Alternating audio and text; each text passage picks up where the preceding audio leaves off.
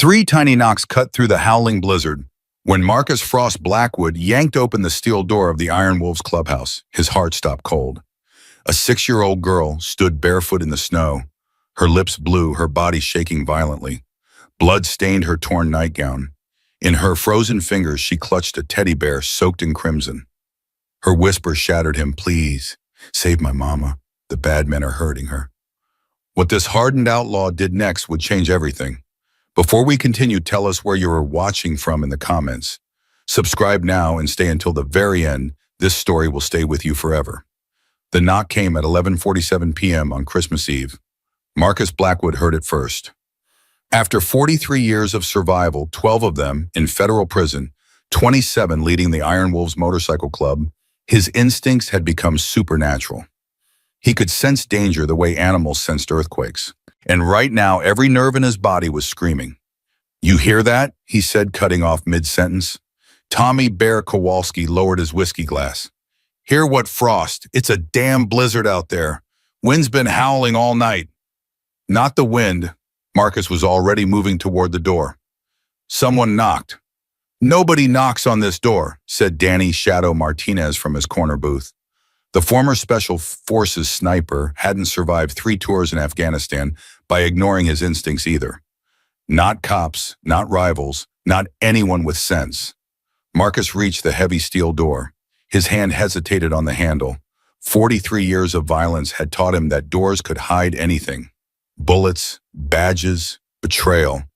He'd lost count of how many times opening a door had nearly cost him his life. But something felt different tonight. Something he couldn't explain. He pulled it open.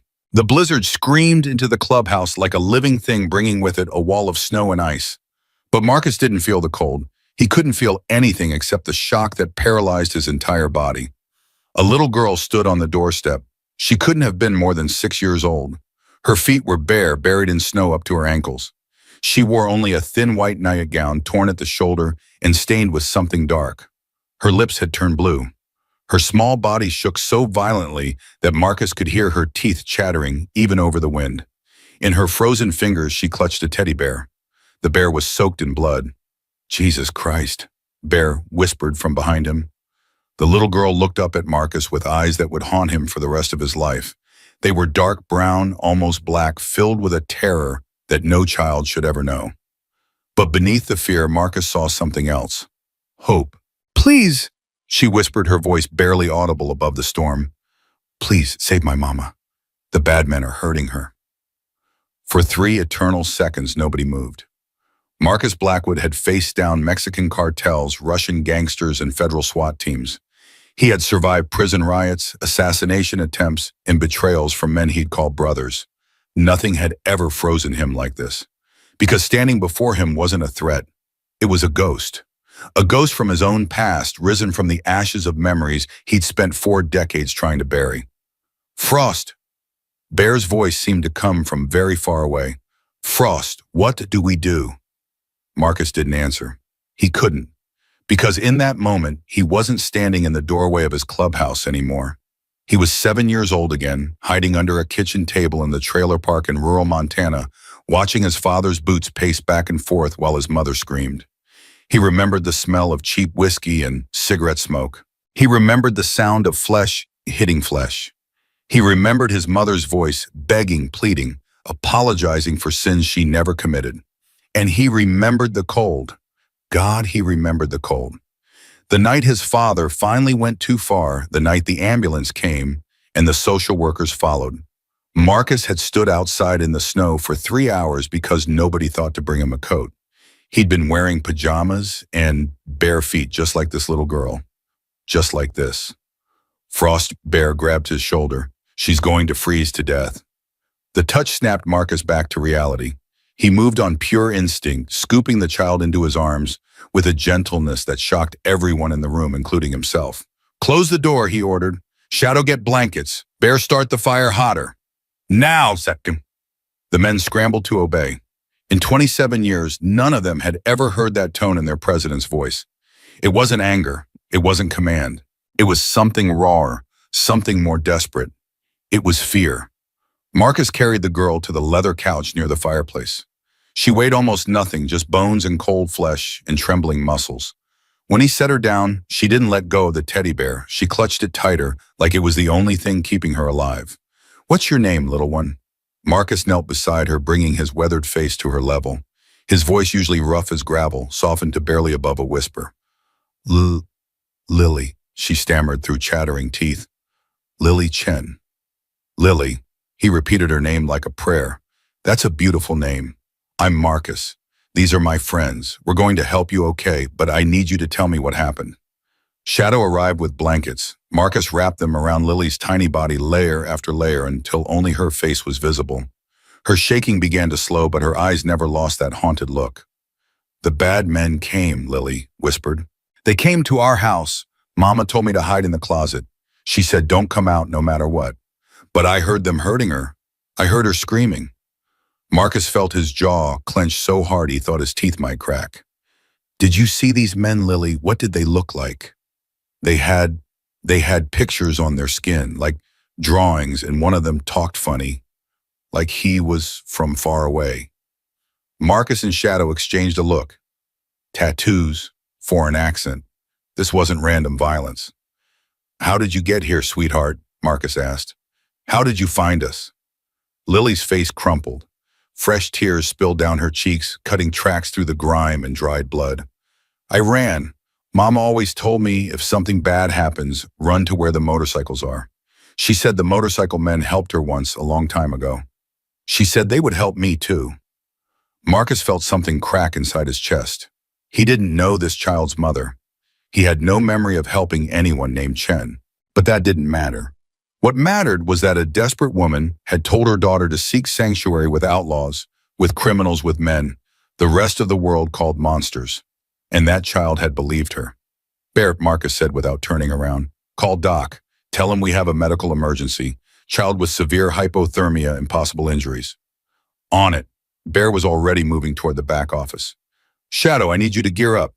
Take Raven with you." Shadow's eyes narrowed. "What are we looking for?"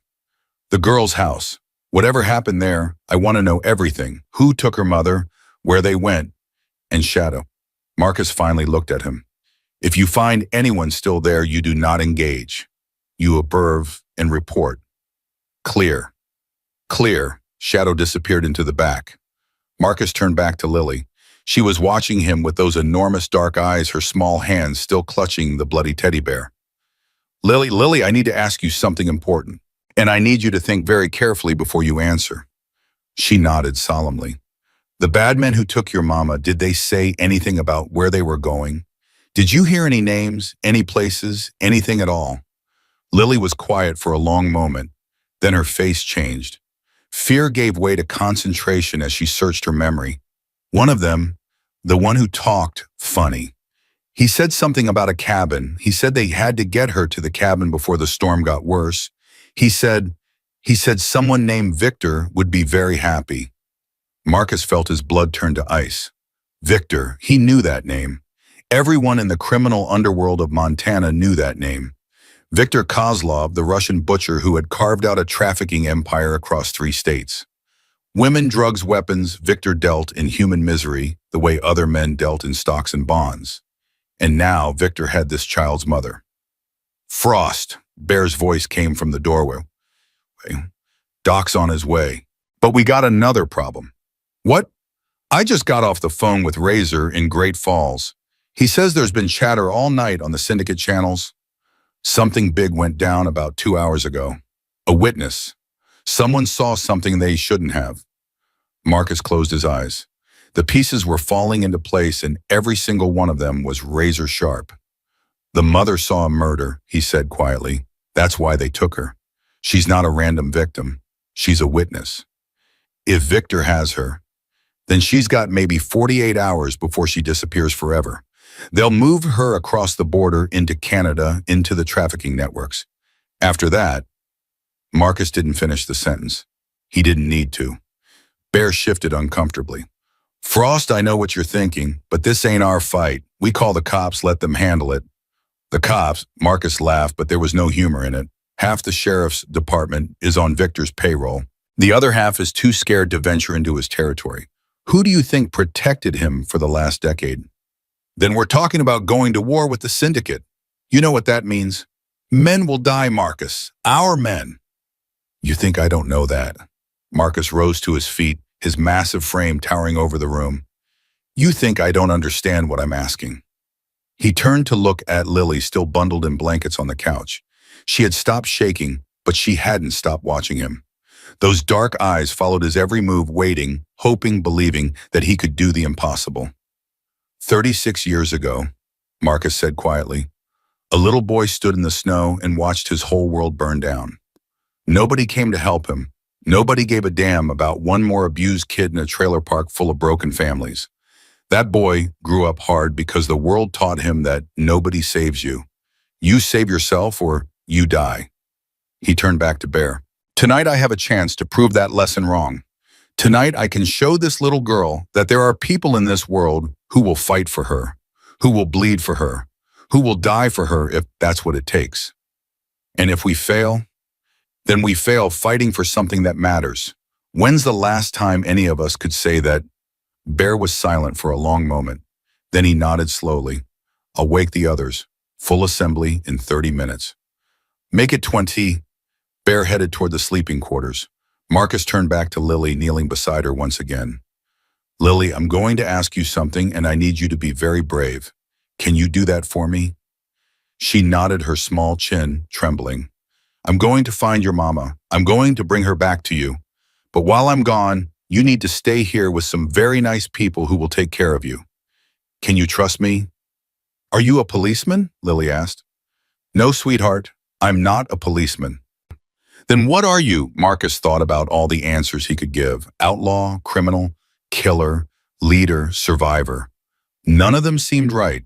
None of them captured what he felt in this moment. I'm just a man who made a promise, he said finally, and I keep my promises. Lily studied his face for a long moment. Then she reached out with one small hand and touched the tattoo on his forearm, a snarling wolf skull, the symbol of his club. Mama has a picture like this, she whispered. She keeps it in her special box. She says it reminds her of the angel who saved her. Marcus's heart stopped. What did you say, the angel? Mama says a long time ago, before I was born, an angel saved her from bad men. She says that's why she wasn't scared to send me here. She says angels always come when you need them most. The room seemed to spin around Marcus. Memories crashed over him like waves, fragments of a night 12 years ago, a night he'd tried to forget, a night that had changed everything. A young woman running through the rain, blood on her face, bruises on her arms, and Victor's men, 5 of them, closing in for the kill. Marcus had been alone that night, riding back from a meeting in Great Falls. He'd seen the chase, seen the woman fall, seen the men standing over her with their knives drawn. He hadn't thought, he hadn't planned, he'd simply acted. 3 of Victor's men died that night. The other 2 ran. Marcus had picked up the woman, driven her to a hospital in the next county, and disappeared before the cops arrived. He'd never asked her name. He'd never expected to see her again. But she had remembered him. She had kept his memory alive for 12 years. She had told her daughter that if she was ever in danger, seek out the motorcycle men. And now that daughter was sitting on his couch, clutching a bloody teddy bear and asking him to save her mama. My God, Marcus breathed. Frost Bear had reappeared in the doorway. You okay? Marcus looked at him with eyes that burned with something Bear had never seen before. Something between rage and purpose, between grief and determination. I know her, Marcus said. The mother. I saved her once 12 years ago. I saved her from Victor. Bear's face went pale. You're kidding. I wish I was.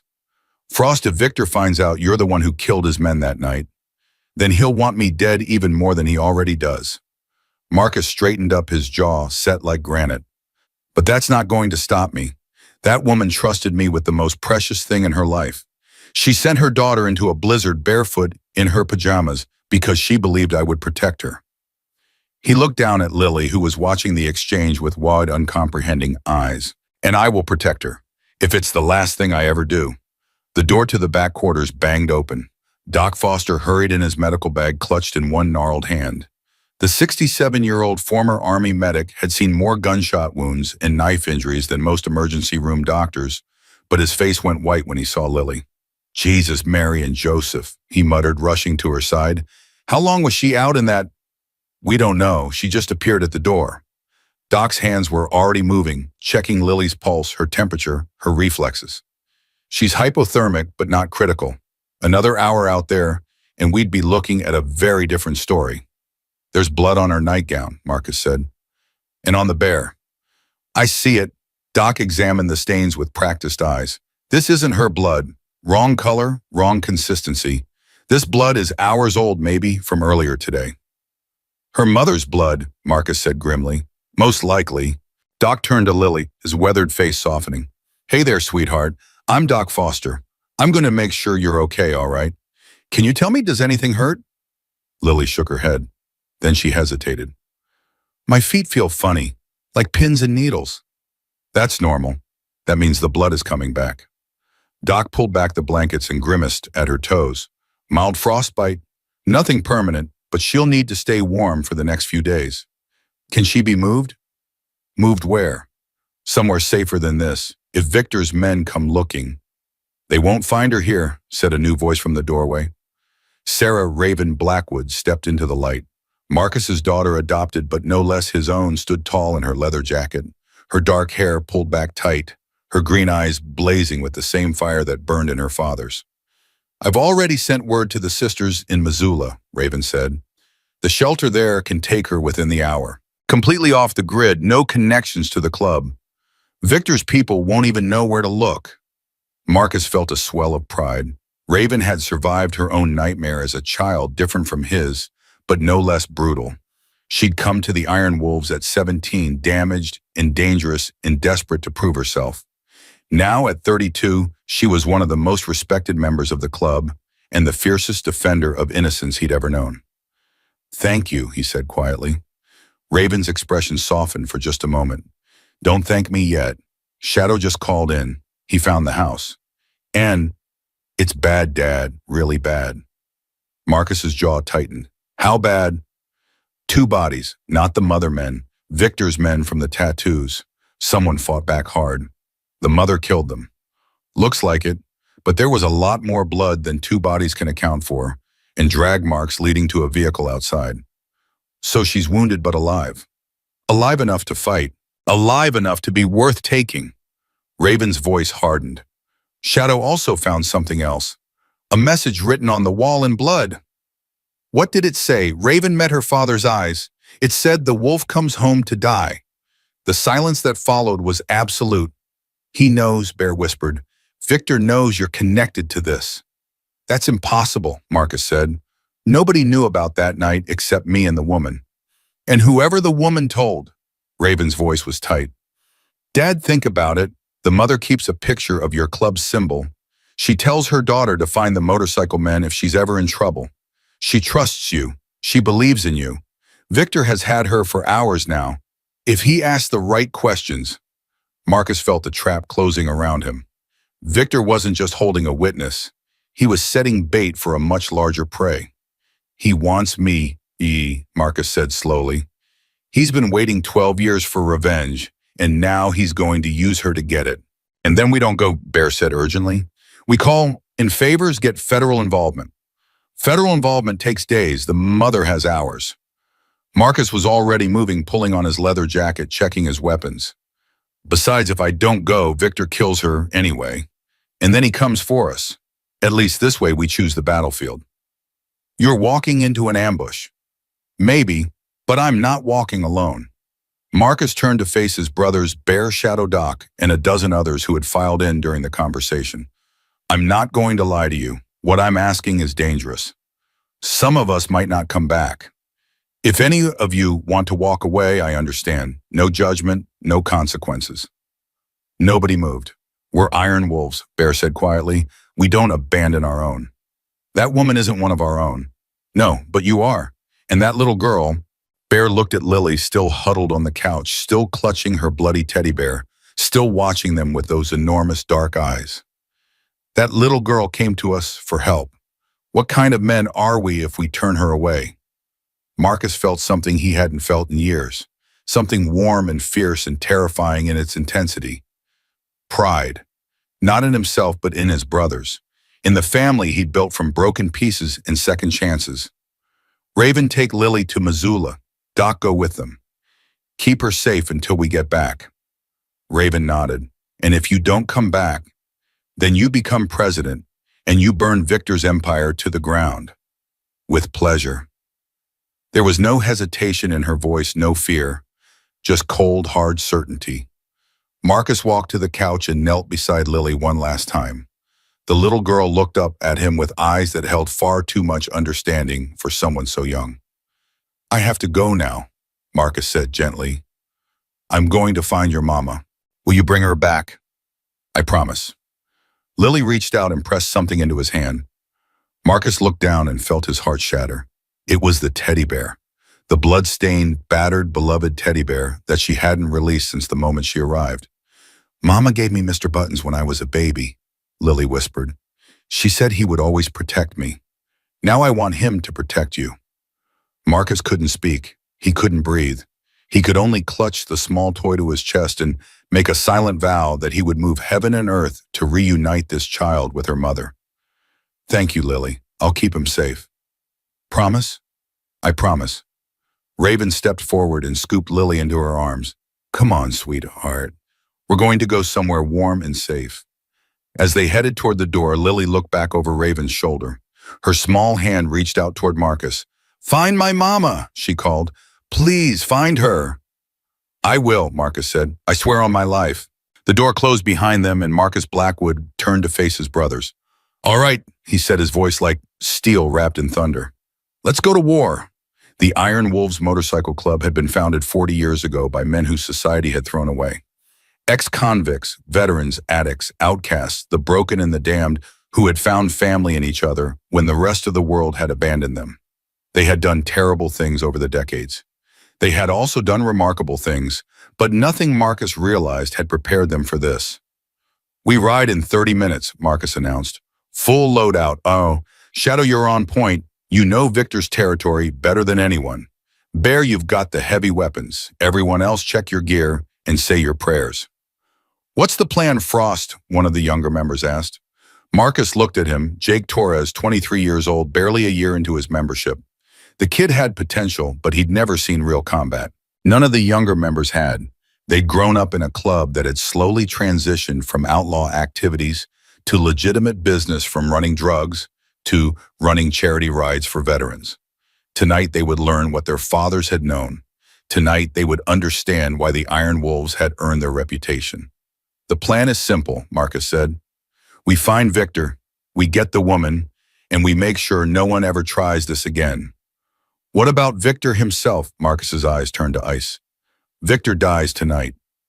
The words hung in the air like a death sentence, and in a way they were. Frost. Doc's voice came from the back of the room. The old medic had stayed behind while Raven took Lily. Before you go, there's something you should know. What is it? I examined the blood on that teddy bear more closely. It's not just blood.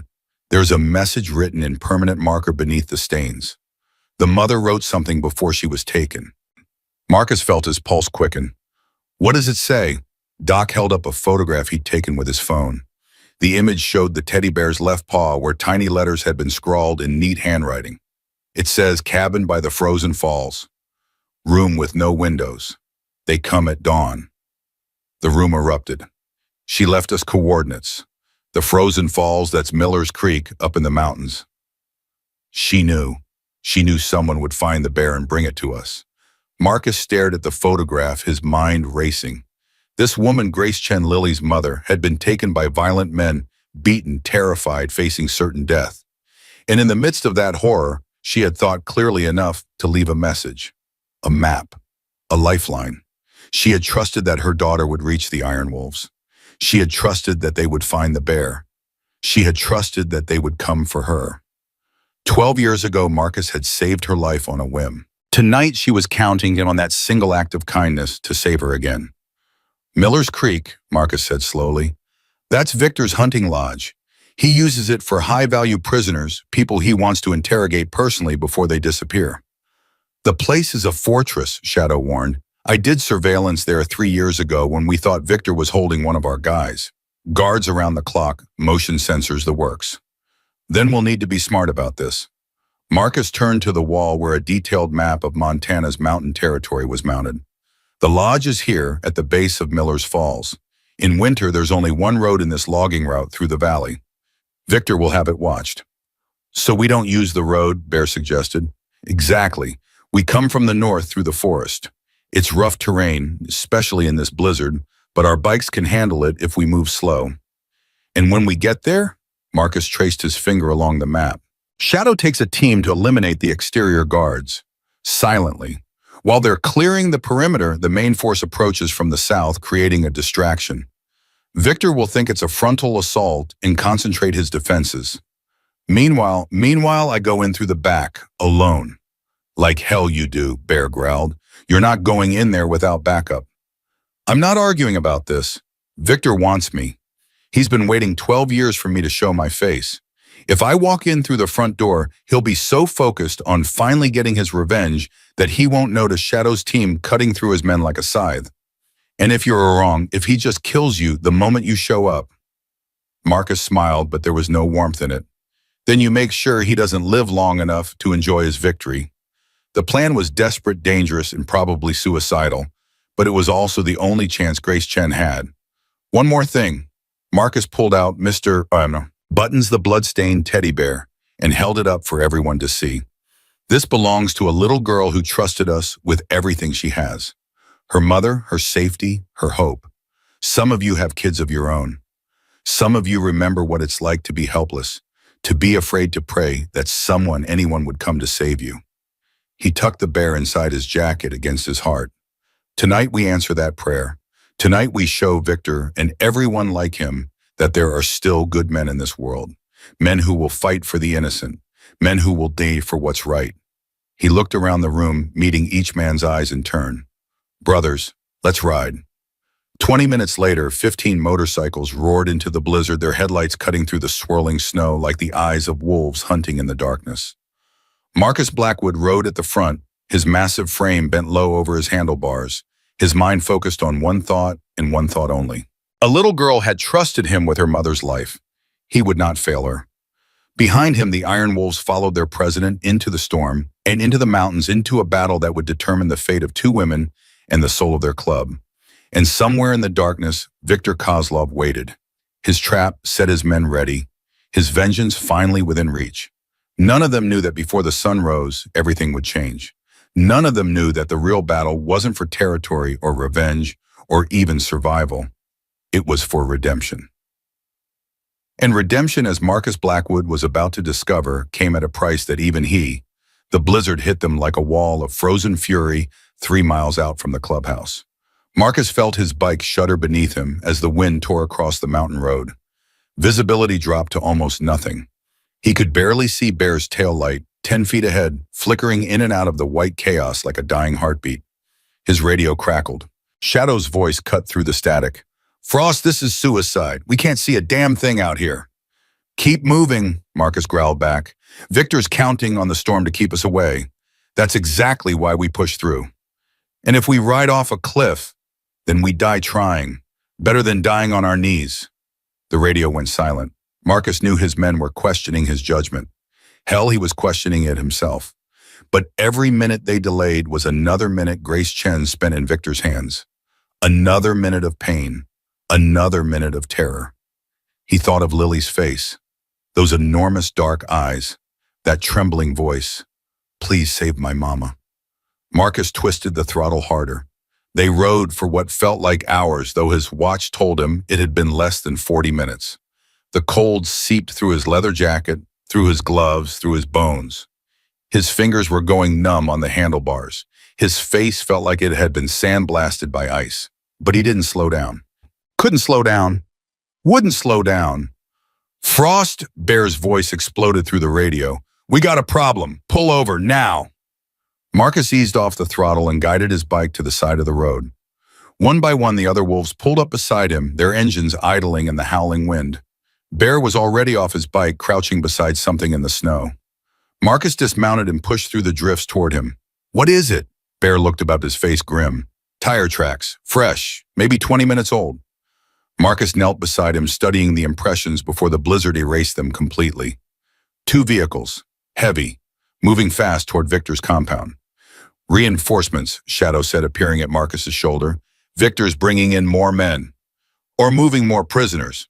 Marcus stood up, his mind racing. The message said they come at dawn. But if Victor knows we're coming, he might accelerate his timeline. How would he know? Because Victor isn't stupid. A little girl shows up at our clubhouse on Christmas Eve, and he doesn't expect us to respond. He's been planning this for 12 years, Shadow. He's thought of everything. Then we're walking into a trap. We've been walking into a trap since the moment Lily knocked on our door. Marcus turned to face his men, their forms ghostly in the swirling snow. The question is whether we spring it on our terms or his. Bear stood up, brushing snow from his knees. What do you want to do, Frost? Marcus was quiet for a long moment. The wind screamed around them, hungry and merciless. Somewhere up ahead, hidden in the mountains, Viktor Kozlov was waiting, and Grace Chen was running out of time. We split up, Marcus said finally. Original plan stays the same, but we move faster. Shadow, take your team and circle around to the north. I want you in position in 30 minutes, not 45. That's cutting it close, Frost. I know. Can you do it? Shadow's pale face hardened with determination. Consider it done. Bear, you take the main force and hit them from the south. Make noise. Make them think it's a full assault. Draw their fire, draw their attention, draw everything they've got. And you, I go in through the back, alone, just like we planned. Frost. I said alone, Bear. Marcus's voice left no room for argument. Victor wants me. Only me. If I show up with an army, he kills Grace and disappears into the mountains. If I show up alone, he gets cocky, he gets sloppy, and that's when we take him down. Bear looked like he wanted to argue. Instead, he just nodded. All right, brothers. Marcus mounted his bike. You know what's at stake. You know what we're fighting for. Let's show Victor what happens when you mess with the Iron Wolves. The men split into their assigned groups, disappearing into the blizzard like ghosts. Marcus watched them go, his heart heavy with the knowledge that some of them might not come back. Then he turned his bike toward the mountains and rode into the darkness. The logging road that led to Victor's compound had been designed for heavy machinery, not motorcycles. Marcus fought the terrain every inch of the way. His bike slipped on ice, caught on hidden rocks, nearly went over twice when the wind hit him from the side. But he kept going, mile after mile, minute after minute. The cold became irrelevant. The danger became irrelevant. The only thing that mattered was the woman waiting at the end of this road. His radio crackled again. This time it was a voice he didn't expect. Frost, this is Raven. Do you copy? Marcus grabbed the radio. Raven, you're supposed to be in Missoula with Lily. Change of plans. The girl told me something you need to hear. What? She remembered something else about the bad men, something she didn't tell you before. Marcus felt his blood run cold. What did she remember? One of them, the one with the funny accent. He had a phone conversation while they were taking her mother. Lily heard him say a name she recognized. What name? Raven? The radio was silent for a moment. When Raven spoke again, her voice was tight with barely contained fury. Sheriff Davis. He said, tell Sheriff Davis the package is secure. Marcus nearly lost control of his bike. Sheriff Robert Davis. The man who had been their ally for 15 years. The man who had looked the other way when the Iron Wolves needed protection. The man Marcus had trusted with his life.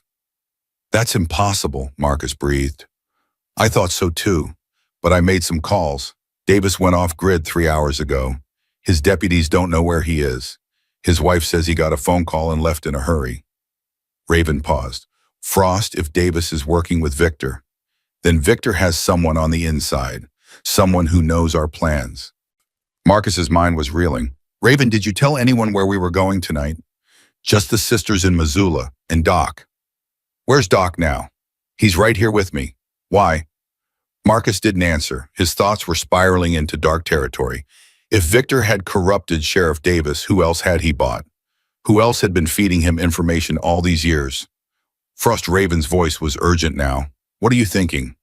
I'm thinking we've been played. Victor didn't just set a trap tonight. He's been building this trap for years, putting pieces in place, waiting for the right moment. The right moment for what? To destroy us, not just me, all of us, the entire club. The radio crackled with static. When Raven spoke again, her voice was steel. Then we make sure he fails. What do you need me to do? Stay with Lily. Protect her with your life. If this goes wrong, she's the only innocent in this whole mess. And you, Marcus looked ahead where the faint glow of lights was beginning to penetrate the blizzard. Victor's compound. Less than a mile away. I'm going to finish what I started 12 years ago. He killed the radio and pushed his bike to its limits. The compound appeared through the snow like a monster rising from the deep. Marcus killed his engine 50 yards out and walked his bike behind a cluster of boulders. From here he could see the main lodge, a massive timber structure that looked more like a fortress than a hunting cabin. Lights blazed from every window. Armed men patrolled the perimeter, their breath fogging in the freezing air. Even from this distance, Marcus could count at least a dozen guards, probably more inside. He checked his watch. Shadow should be in position in 10 minutes. Bear's distraction would come 5 minutes after that. 15 minutes. That's all he had to wait. But Grace Chen might not have 15 minutes. Marcus pulled out his phone and dialed a number he hadn't used in 5 years. It rang twice before a gruff voice answered. Who the hell is this? It's Frost, Carter. I need information. Carter Reed was a former FBI agent who had gone private after a scandal involving evidence tampering. He was corrupt, unreliable, and probably the most knowledgeable person in Montana when it came to criminal operations. Frost, Jesus, I thought you were dead. Not yet. Listen to me. Victor Kozlov, his compound at Miller's Creek. I need to know the layout. You're going after Victor. Are you insane? Probably. Layout now. Carter was quiet for a moment. Marcus could hear him typing on a keyboard. Okay, I'm pulling up the blueprints. The main lodge has 3 levels. Ground floor is entertainment, kitchen, that kind of thing. Second floor is living quarters. Third floor, Carter paused. Third floor is listed as storage, but there's some weird stuff in the electrical plans. Heavy-duty wiring, soundproofing, reinforced doors. That's where he keeps his prisoners. Most likely, there's a service entrance on the north side near the generator building. That's probably your best bet for getting in unnoticed. What about guards? Inside, no idea, but Victor's paranoid. He probably has cameras everywhere, maybe motion sensors. And if the rumors are true, he's got a panic room somewhere in the basement. If things go south, he'll disappear before you can blink. Thanks, Carter. Frost, wait. If you're really doing this, you should know something. Victor's been talking. Word on the street is he's got something big planned. Something that involves taking down the Iron Wolves once and for all. I figured. No, you don't understand. He's been planning this for years. He's got people in places you wouldn't believe. Law enforcement, government, maybe even your own club. Marcus felt his grip tighten on the phone. My club is loyal. Are they Victor's patient Frost? He waits. He watches. He finds weaknesses. And when he strikes, he doesn't miss. He's going to miss tonight. Marcus ended the call and checked his watch again. 8 minutes until Shadow was in position. He started moving toward the compound. The north side was less guarded, just as Carter had said. Marcus stayed low, using the blizzard as cover, moving from boulder to tree to snowdrift. His body was numb from the cold, but his mind had never been sharper. Every step brought him closer to Grace Chen. Every step brought him closer to Victor. He reached the generator building and pressed his back against the wall, listening. The hum of machinery covered most sounds, but he could hear voices nearby. 2 guards, maybe 3, talking in Russian. Marcus didn't speak Russian, but he knew laughter when he heard it. These men were relaxed, confident. They had no idea what was coming. He checked his watch. 5 minutes. The voices moved away. Marcus slipped around the corner and found the service entrance, a heavy steel door with an electronic lock. Shadow, he whispered into his radio. I'm at the north entrance. Status? In position. Shadow's voice came back. Ready on your mark. Bear. 2 minutes out. We're ready to make some noise. On my signal, hit them hard. I'm going in. Marcus pulled out the small device that Shadow had given him before they split up a signal jammer that would kill the compound's security cameras for exactly 60 seconds. He pressed the button. The electronic lock clicked. Marcus pushed the door open and slipped inside. The corridor was dark and smelled of mold and fear. Marcus moved quickly, his footsteps silent on the concrete floor. He could hear muffled sounds from above, voices, footsteps, the occasional shout. He found the stairs and started climbing. The second floor was chaos. Bear's distraction had begun. Marcus could hear explosions and gunfire from outside, could feel the building shake with each impact. Guards were running everywhere, shouting orders, grabbing weapons. Nobody noticed the shadow moving through the darkness. Marcus reached the third floor and found exactly what Carter had described. A reinforced door locked with a keypad. Behind it, he could hear something that made his blood boil. A woman crying. He didn't bother with the keypad. He pulled out his gun and shot the lock 3 times. The door swung open. Grace Chen was chained to a metal chair in the center of a bare room. Her face was swollen, her lips split, her dark hair matted with blood. But she was alive. She was alive. "Oh God," she breathed when she saw him. "It's you. It's really you." Marcus was already moving, pulling a lockpick from his pocket and working on her chains. "Mrs. Chen, I'm going to get you out of here. Can you walk?" "I think so. My legs are weak, but—" She grabbed his arms suddenly, her grip surprisingly strong. "Wait, you have to know something. They're expecting you." "I know." "No, you don't understand. There's a bomb. Victor planted a bomb somewhere in the building. He said if you showed up, he would bring the whole place down." Marcus's hands froze on the chains. "When did he say this?" "An hour ago, maybe 2. He was laughing about it. He said you would come, and when you did, you would die, along with everyone you tried to save." The chains fell away. Marcus pulled Grace to her feet, supporting her weight as she stumbled. "We need to move. Now." They made it to the corridor before the first guard spotted them. "Intruder, 3rd floor." Marcus pushed Grace behind him and fired 3 shots. The guard went down. 2 more appeared at the end of the hall. "Can you run?" Marcus shouted over the gunfire. "I'll try." They ran. Down the corridor, down the stairs, through a maze of hallways that all looked the same. Marcus fired at anything that moved, his training taking over, while his conscious mind focused on one thing: getting Grace out alive. They burst through a door and found themselves in what looked like a large dining room. A massive wooden table dominated the space, surrounded by overturned chairs. And at the far end of the table, sitting calmly in a leather chair, was Victor Kozlov. Marcus Blackwood. Victor's voice was smooth-cultured, with just a hint of Russian accent. "I've been waiting 12 years for this moment." Marcus pushed Grace behind him and raised his gun. "It's over, Victor. Your men are dead or running. Let us walk out of here, and I'll make it quick." Victor laughed. It was a genuinely amused sound, as if Marcus had told a particularly funny joke. "You think you've won?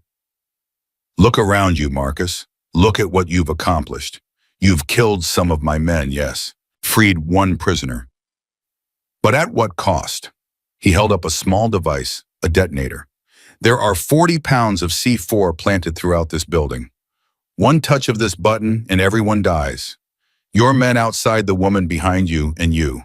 The Iron Wolves end tonight." Marcus's finger tightened on the trigger. "You'd kill yourself too." "Would I?" Victor's smile widened. "I've lived a full life, Marcus. I've built an empire. I've destroyed my enemies. What more is there? You're bluffing." "Am I?" Victor stood up slowly, the detonator still in his hand. 12 years ago, you killed 3 of my best men. You humiliated me. You took something that belonged to me. I swore that day that I would have my revenge, no matter how long it took." He walked toward them, his steps measured and confident. "I've planned this moment down to the last detail. I knew you would come for her. I knew you would bring your brothers. I knew exactly how to draw you in. And now at last I have you. You're insane. Perhaps, but I'm also thorough." Victor stopped 10 feet away, close enough for Marcus to see the madness burning in his eyes. "Here is what happens now.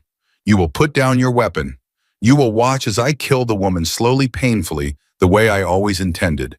And then when I'm finished, I will decide whether to let you live with that memory or grant you the mercy of death. Go to hell. Eventually, yes, but not tonight."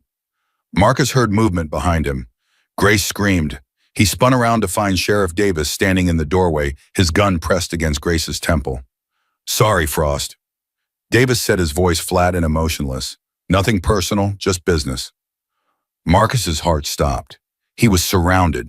Victor in front of him, Davis behind him, and Grace caught in the middle with a gun to her head. His men were outside fighting a battle they couldn't see. And somewhere in this building, enough explosives to level a city block were waiting to go off. "Put down the gun, Marcus," Victor said softly. "You've lost." Marcus looked at Grace. Her eyes were filled with tears, but beneath the terror, he saw something else. Trust. She still trusted him. After everything that had happened, after all the pain she had endured, she still believed he would save her. He thought of Lily, that little girl waiting in Missoula, clutching her teddy bear, believing with all her heart that her mother would come home. He thought of his own childhood, the helplessness, the rage, the years spent believing that no one would ever come to save him. Tonight that changed. Marcus lowered his gun.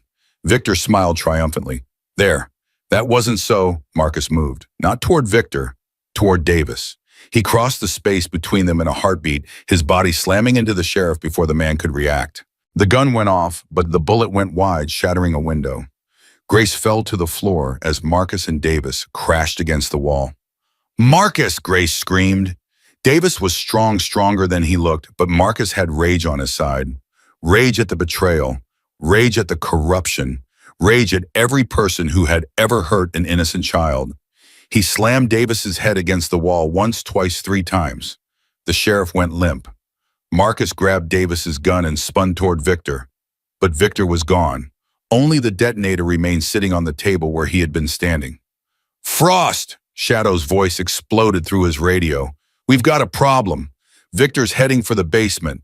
He's got some kind of escape tunnel down there." Marcus grabbed Grace and pulled her toward the door. "Shadow, where's the tunnel exit?" "Half a mile east near the old mine shaft." "But Frost, we found the bomb. It's not here, it's there. At the exit. The whole tunnel is wired to blow." Grace looked at him with dawning horror. He's going to seal himself in and destroy everything behind him. "Not if I get there first." Marcus handed Grace off to one of his men, who appeared in the doorway. "Get her out. Oh, don't stop for anything." "Frost, what are you doing?" But Marcus was already running. Marcus hit the basement stairs at full speed, taking them 3 at a time. His lungs burned, his legs screamed, but he didn't slow down. Couldn't slow down. Victor had maybe 30 seconds head start, and if he reached that tunnel exit first, everything they had fought for would go up in flames. "Shadow," he barked into his radio. "Talk to me. Where exactly is that bomb?" "About 200 yards into the tunnel. It's rigged to the support beams. If it goes off, the whole thing collapses." "Can you disarm it?" "We're trying, but Victor's got it on a remote trigger. If he pushes that button, then make sure he doesn't push that button." Marcus reached the bottom of the stairs and found himself in a dark corridor. The air was thick with moisture and the smell of earth. Somewhere ahead, he could hear footsteps. Running footsteps. Victor. He pushed harder, his body operating on pure adrenaline now. The corridor twisted left, then right, then opened into a wider passage carved directly into the mountain rock. Emergency lights flickered overhead, casting everything in a sickly yellow glow. And there, maybe 50 feet ahead, Victor Kozlov was running for his life. "Victor," Marcus's voice echoed off the stone walls. "It's over. There's nowhere left to run." Victor didn't stop, didn't even slow down. But Marcus heard him laugh, a high, wild sound that bounced through the tunnel like shattered glass. "You think this is running, Marcus? This is winning. By the time you reach me, this tunnel will be your grave." Marcus saw Victor's hand move toward his pocket. The detonator. "Shadow, he's going for the trigger. We need more time." There was no more time. Marcus did the only thing he could. He stopped running, raised his gun, and fired. The bullet caught Victor in the shoulder. The Russian stumbled, crashed against the tunnel wall, and dropped to his knees. The detonator skittered across the stone floor. They both lunged for it. Victor was closer. His fingers closed around the device, just as Marcus tackled him from behind.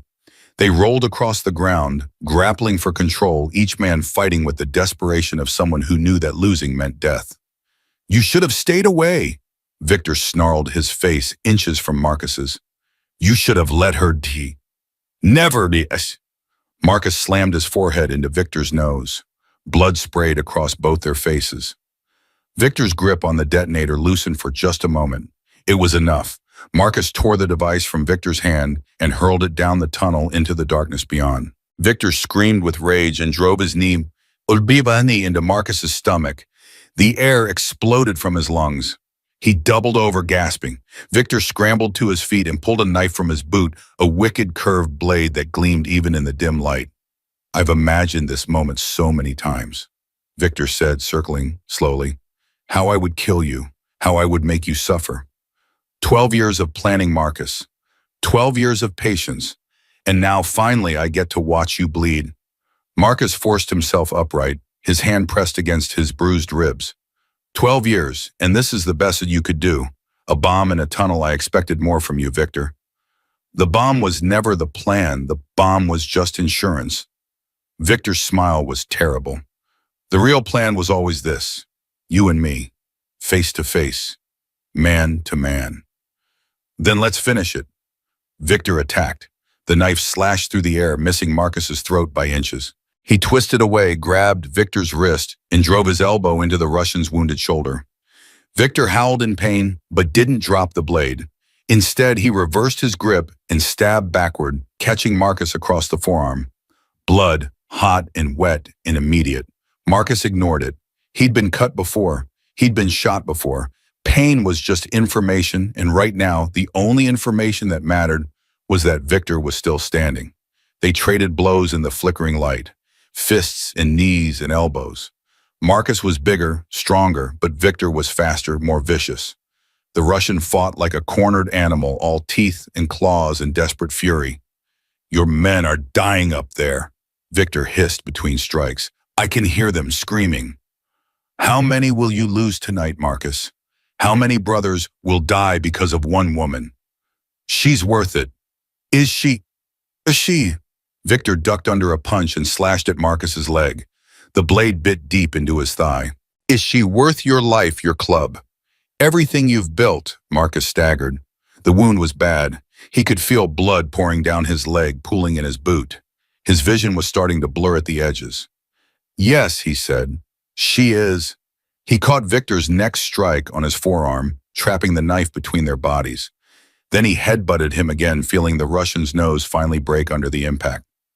Victor stumbled backward, blinded by pain and blood. Marcus didn't give him a chance to recover. He charged forward, wrapped both hands around Victor's throat, and slammed him against the tunnel wall. 12 years, Marcus growled, his fingers tightening. 12 years you've been building this trap, planning your revenge, corrupting cops and politicians, destroying lives. Victor's face was turning purple. His hands clawed at Marcus's grip, but he was weakening. "And for what?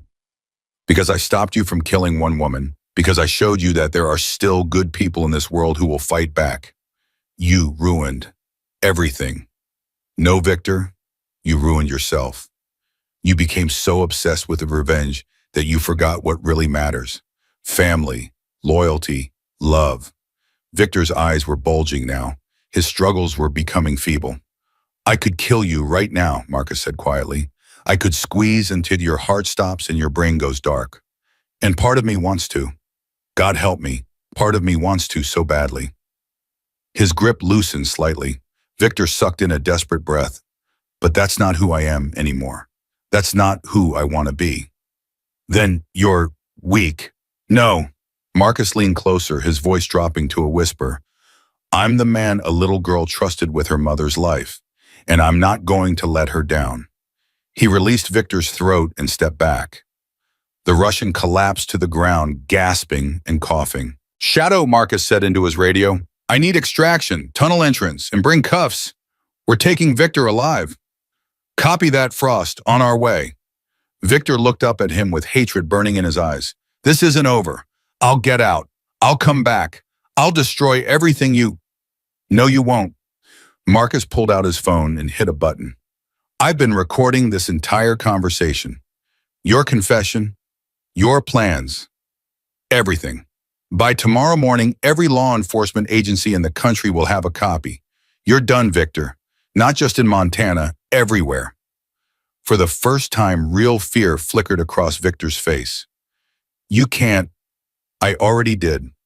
Footsteps echoed from both ends of the tunnel. Shadow's team appeared from behind Marcus, weapons drawn, and from the other direction more Iron Wolves were closing in, having secured the tunnel exit.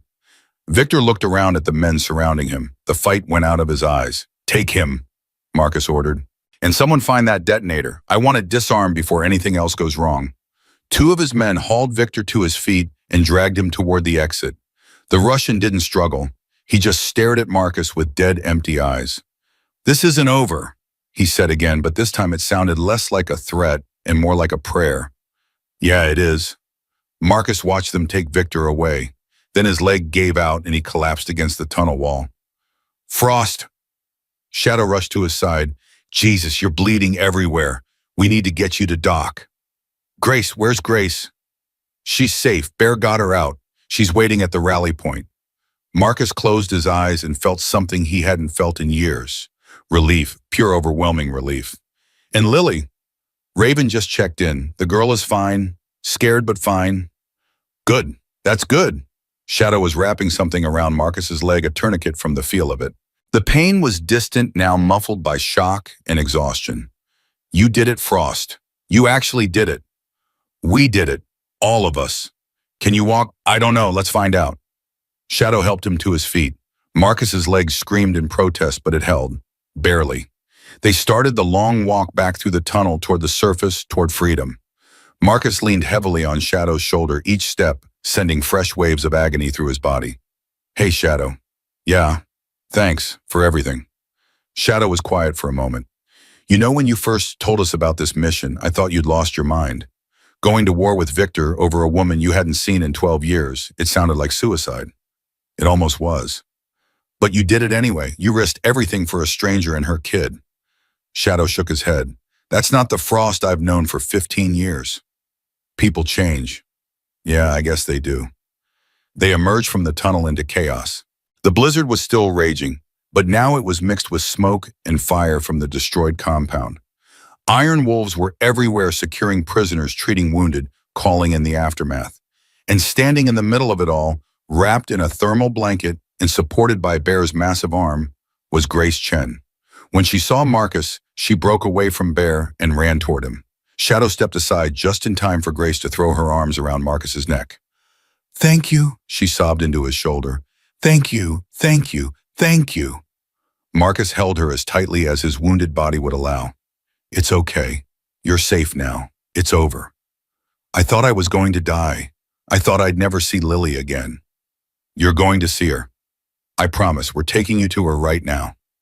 Grace pulled back and looked at him with tears streaming down her face. Why did you come for me? You could have died. All of you could have died.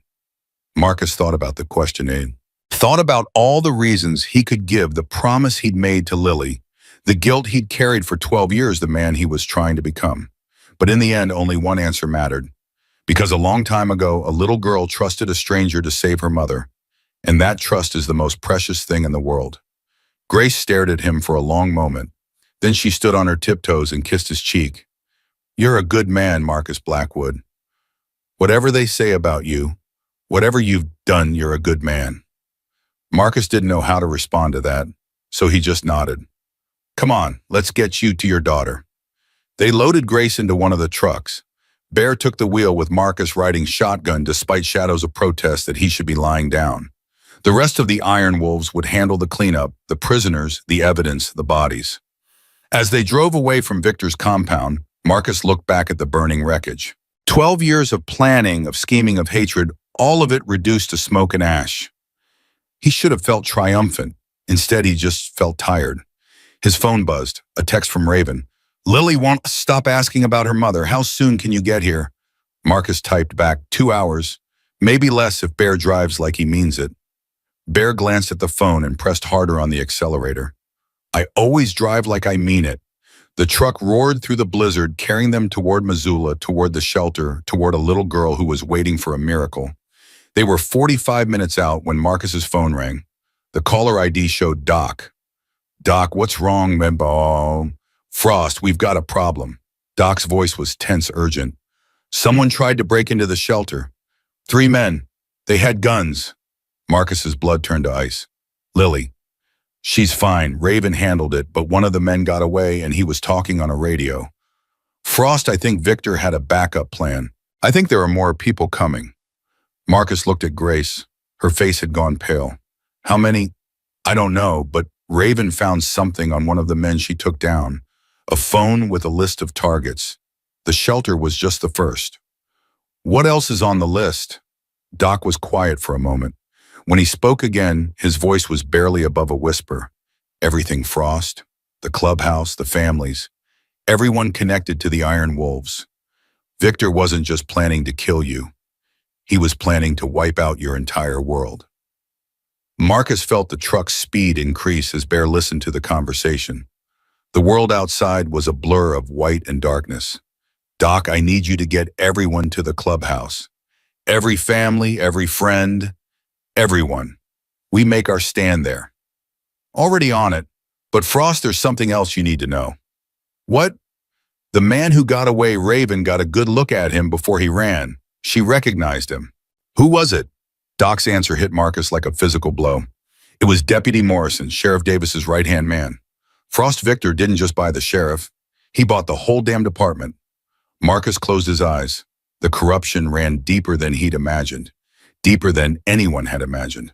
How long until reinforcements reached the shelter? 20 minutes, maybe less.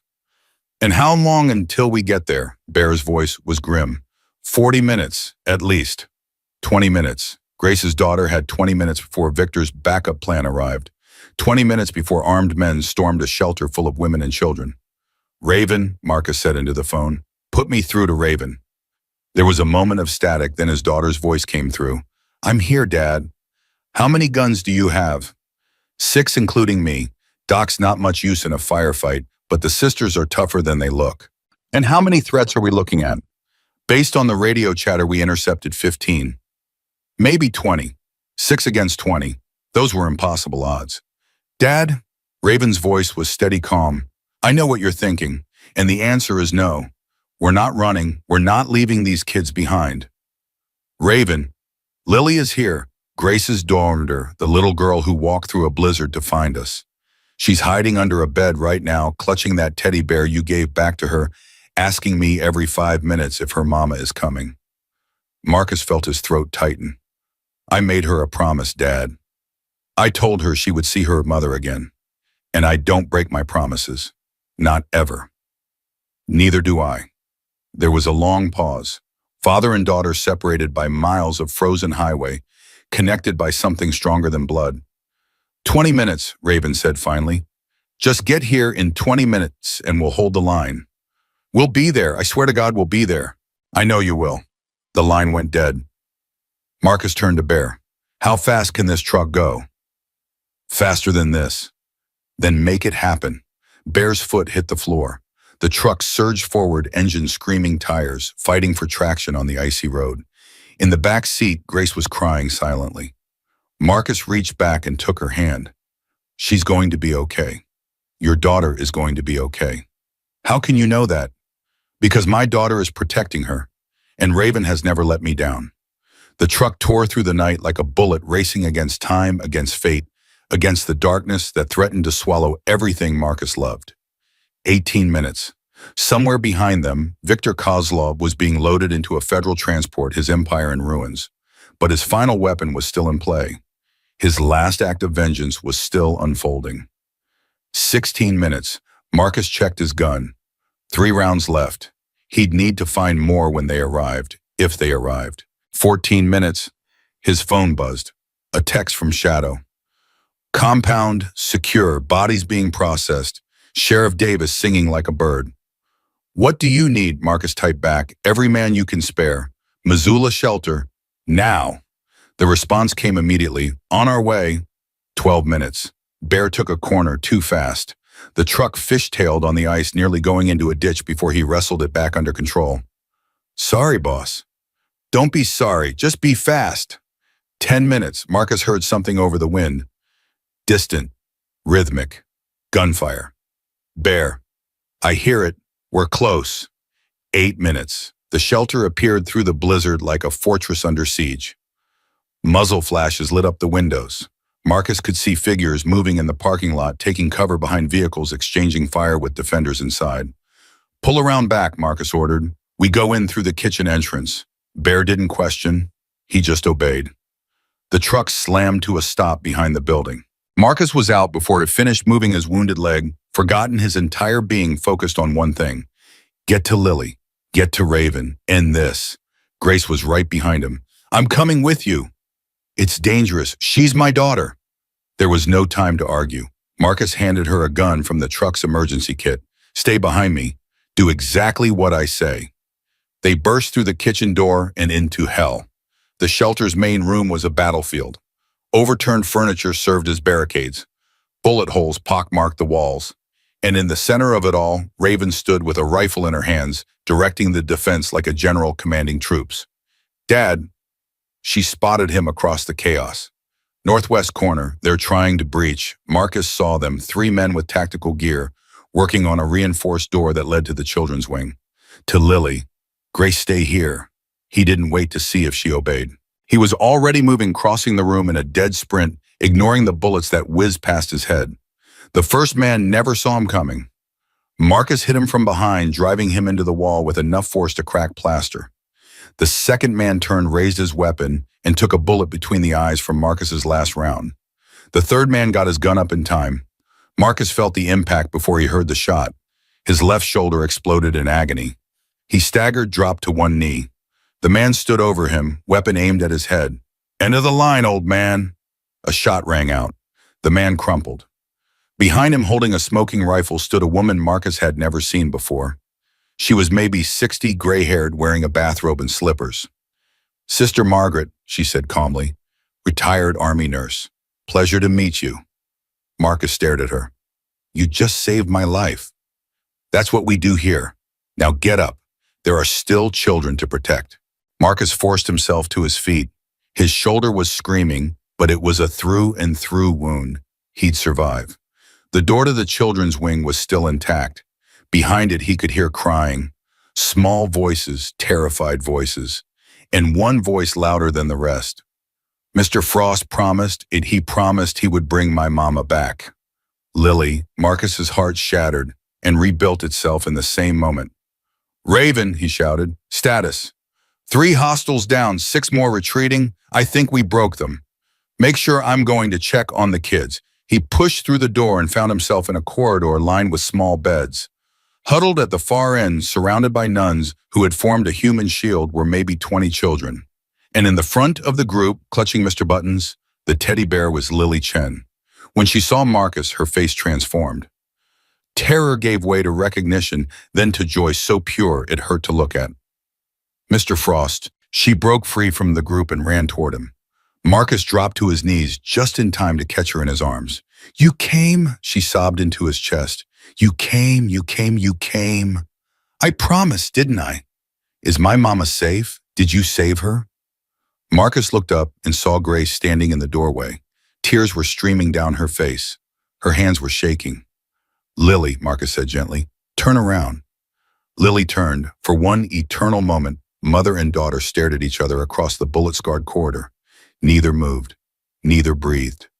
Then Grace opened her arms and Lily flew into them. Mama, mama, mama. Baby, my sweet, brave baby. They held each other like they would never let go. Marcus watched them, his own eyes burning with tears he refused to shed. Raven appeared at his side. Her face was streaked with gunpowder and exhaustion, but she was smiling. You made it. Did you doubt me? Never. She looked at Grace and Lily, still locked in their embrace. That's what we fight for, isn't it? Moments like this. Yeah, it is. Dad, Raven's voice grew serious. Your shoulder. It's fine. You're bleeding everywhere. I said it's fine. Raven shook her head but didn't argue. She knew him too well. Outside, the gunfire had stopped. The remaining attackers had fled into the blizzard, leaving their dead behind. The battle was over. Marcus looked around at the shelter, the damaged walls, the shattered windows, the frightened children slowly emerging from their hiding places. This place had been built to protect the vulnerable. Tonight it had been tested by fire, and it had held. We need to get everyone out of here, he said. Victor might have more people coming. Shadow just radioed in. He's 5 minutes out with 20 men. We'll have this place locked down tight before anyone else tries anything. Good. And the children? We'll move them to the clubhouse. It's the safest place in the state right now. Marcus nodded. It was a good plan, but there was something else that needed to happen first. He walked over to where Grace and Lily were still holding each other. Both of them looked up at his approach. Mr. Frost, Lily said, her voice muffled against her mother's shoulder. Thank you for keeping your promise. You're welcome, Lily, but I didn't do it alone. A lot of people helped tonight, and one person helped most of all. Who? Marcus smiled and touched her cheek. You. You were the bravest person I've ever met, walking through that blizzard, finding our clubhouse, trusting us to help you. Without your courage, none of this would have been possible. Lily's eyes widened. Really? Really? You saved your mama, Lily. Not me. You. Fresh tears spilled down Lily's face, but this time they were tears of pride. Grace looked at Marcus with an expression he couldn't quite read. Gratitude, yes, but something else too, something deeper. I don't know how to thank you, she said quietly. I don't know how to repay what you've done. You don't owe me anything, just take care of your daughter. That's all the thanks I need. It's not enough, it will never be enough. Marcus was about to respond when a commotion erupted at the shelter entrance. He spun around, hand going to his empty holster. But it wasn't another attack. It was Bear pushing through the crowd with something in his hand, a phone at screen glowing in the dim light. Frost, you need to see this. Marcus took the phone and looked at the screen. It was a news alert timestamped just minutes ago. FBI raids Montana Sheriff's Department. Multiple arrests in corruption scandal.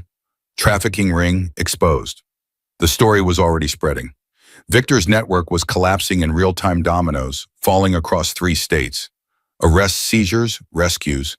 Dozens of women freed from trafficking operations. Hundreds of documents exposing corruption at every level of local government. It's happening, Bear said, his voice filled with wonder. Everything Victor built is coming down. Marcus stared at the screen. He thought of the recording on his phone. The confession he'd captured in the tunnel.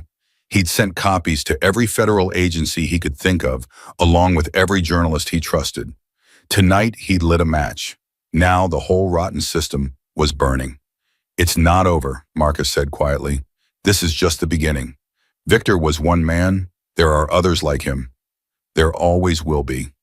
But tonight we won. Tonight we saved one family and exposed one monster. He looked at Grace and Lily, still wrapped in each other's arms. And that's enough. For now, that's enough. Raven put her hand on his uninjured shoulder. Come on, Dad. Let's get you patched up before you bleed to death and ruin this happy ending. Marcus laughed, a real laugh, the first one he'd felt in years. Yeah, okay, let's do that. As they walked toward the medical station, Lily's voice rang out behind them. Mr. Frost. He turned back. The little girl was looking at him with those enormous dark eyes, the same eyes that had stared up at him from his doorstep just hours ago, filled with terror and hope in equal measure.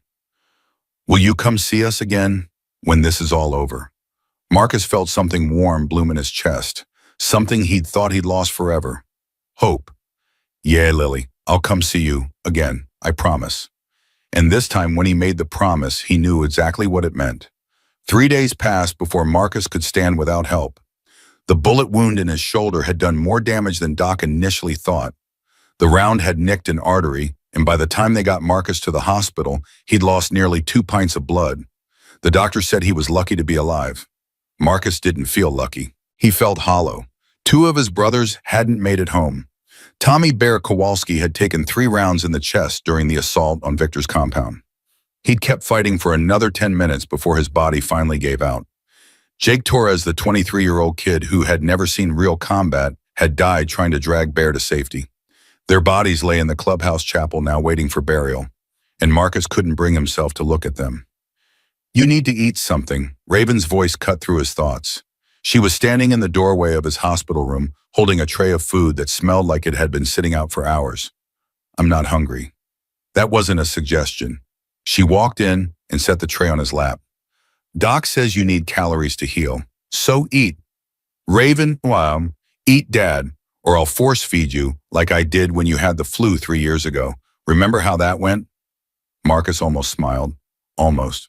He picked up a fork and pushed the food around his plate, not really seeing it. His mind was somewhere else. In the tunnel with Victor, on the mountain with his dying brothers, in the shelter watching Lily run into her mother's arms. It wasn't your fault. He looked up. Raven had settled into the chair beside his bed, her arms crossed, her expression unreadable. What? Bear and Jake, it wasn't your fault. I led them into that ambush. I made the call to attack.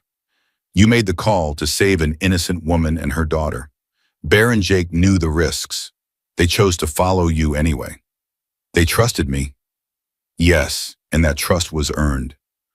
Raven leaned forward, her voice softening. Dad, I've known you my whole life, well, the life that mattered anyway. You've never once sent men into danger without being willing to face that danger yourself. Bear knew that. Jake knew that.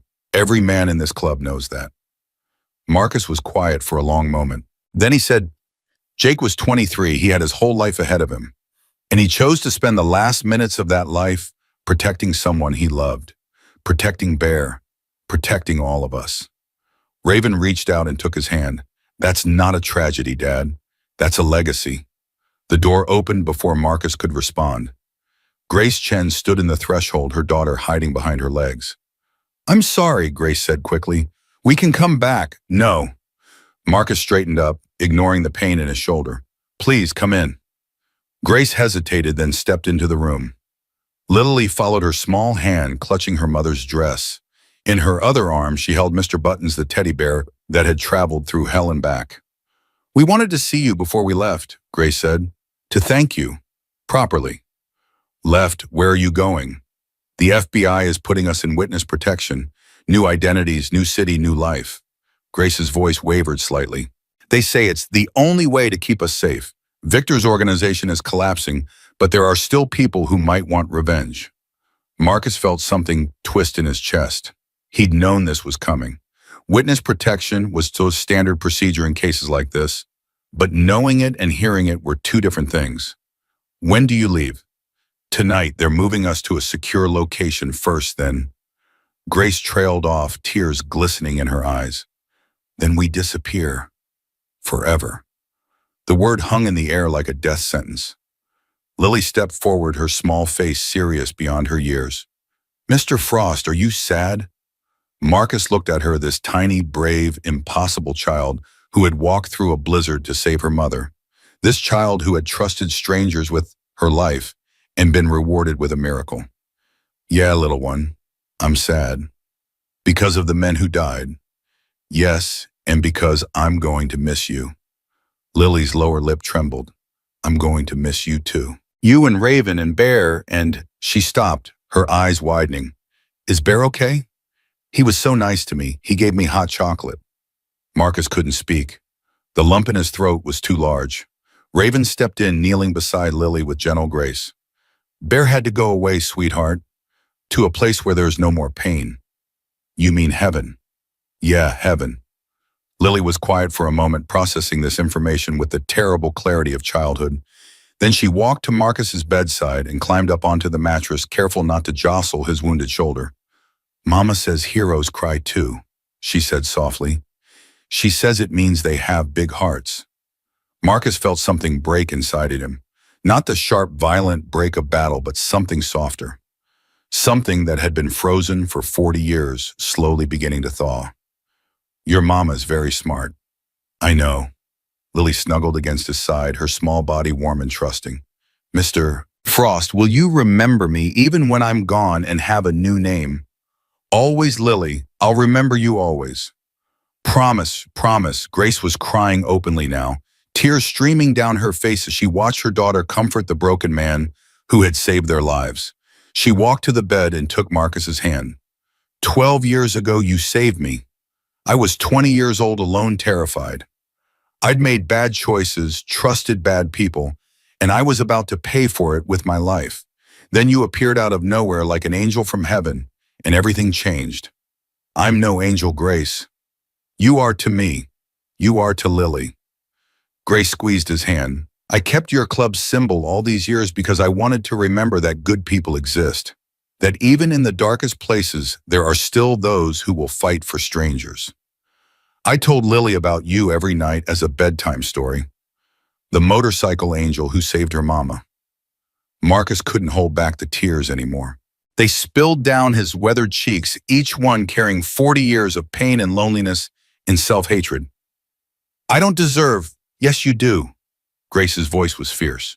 You deserve every good thing that comes your way, Marcus Blackwood. You deserve happiness. You deserve family. You deserve to forgive yourself for whatever sins you think you've committed. She leaned down and kissed his forehead, her lips soft and warm. Thank you. Thank you for being the man I always believed you were. They stayed like that for a long moment, the wounded outlaw, the grateful mother, and the brave little girl who had brought them together.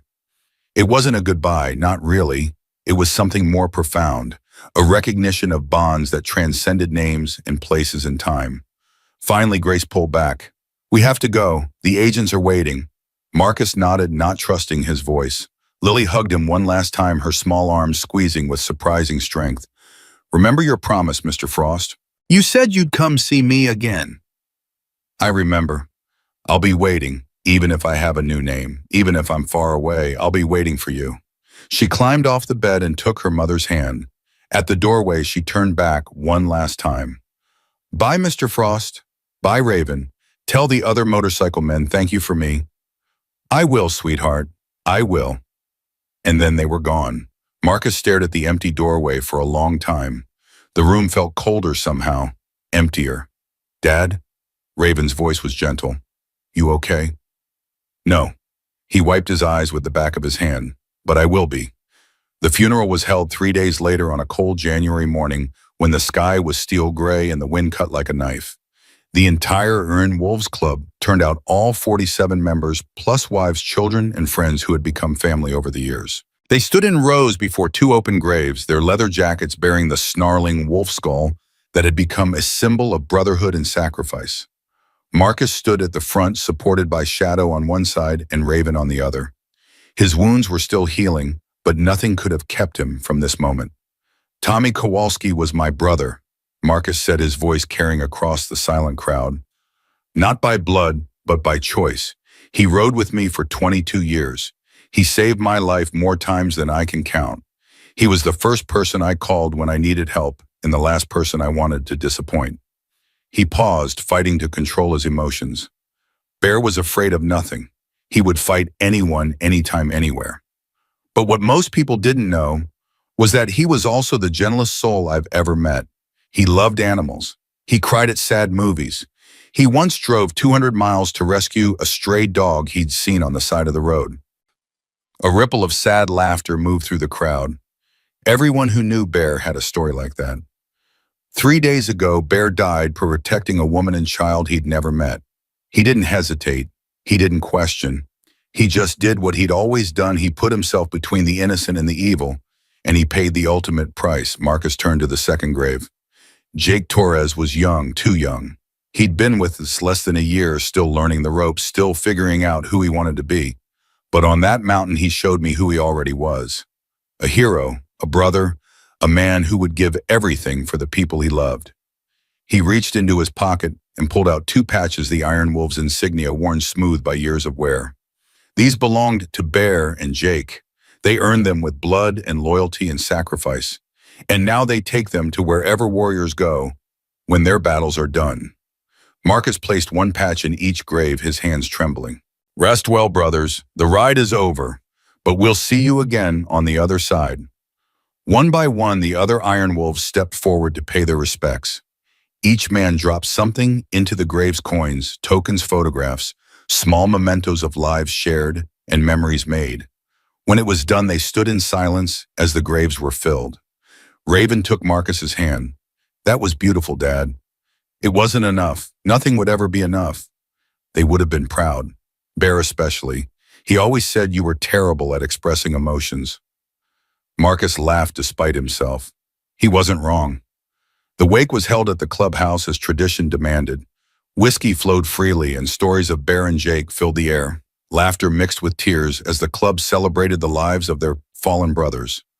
Marcus sat apart from the others, nursing a glass of bourbon he hadn't touched. His mind was elsewhere, replaying the events of Christmas Eve over and over, searching for the moment where he could have done something different. Mind if I sit? He looked up to find a woman he didn't recognize. She was in her 50s, well-dressed, with sharp eyes that seemed to see right through him. "Do I know you?" "No, but I know you, Tito." She sat down across from him without waiting for permission. "My name is Sarah Chen, FBI. I'm the agent in charge of the Kozlov investigation." Marcus tensed. "If you're here to arrest me, I'm here to thank you." She pulled out a folder and laid it on the table. "Your recording of Victor's confession has been invaluable. Combined with Sheriff Davis's testimony, we've been able to dismantle an organization that has been operating for over 2 decades. 47 arrests so far, with more coming. 12 trafficking operations shut down. Over 100 women rescued." Marcus stared at the folder. That's good. It's better than good. It's unprecedented." Agent Chen leaned forward. "Mr. Blackwood, I'm not going to pretend I approve of your methods. You broke about a dozen laws on Christmas Eve. By rights, you should be in federal custody right now." "So why aren't I?" "Because sometimes the law isn't enough. Sometimes it takes people who are willing to step outside the lines to do what needs to be done." She pushed the folder toward him. "This is a formal letter of immunity signed by the Attorney General. You and your men are clear. No charges, no investigation, no consequences." Marcus opened the folder and stared at the document inside. The words blurred together, but the meaning was clear. They were free. "There's a catch," Agent Chen continued. "There's always a catch." "What is it?" "We want to work with you, officially. The FBI has been trying to develop community-based intervention programs for years, but we've never been able to crack the trust barrier. People in these neighborhoods don't trust law enforcement, but they trust you. You want me to become a Fed? I want you to become a bridge between the people who need help and the people who can provide it. We provide resources, legal protection, funding. You provide access, credibility, and the kind of on-the-ground response that our agents can't match." Marcus was quiet for a long moment, processing the offer. "I need to think about it." "Take all the time you need." Agent Chen stood up. "But while you're thinking, consider this. What happened on Christmas Eve doesn't have to be a one-time thing. There are other Lilies out there, other Graces, other families being torn apart by predators like Victor. You saved 2 of them. How many more could you save if you had real support?" She left the folder on the table and walked away. Marcus stared at it for a long time. Then he picked up his bourbon and finally took a drink. A week later, Marcus found himself standing in front of the clubhouse watching the snowfall. His shoulder had healed enough that he could move without help, though Doc said he'd probably have a permanent scar.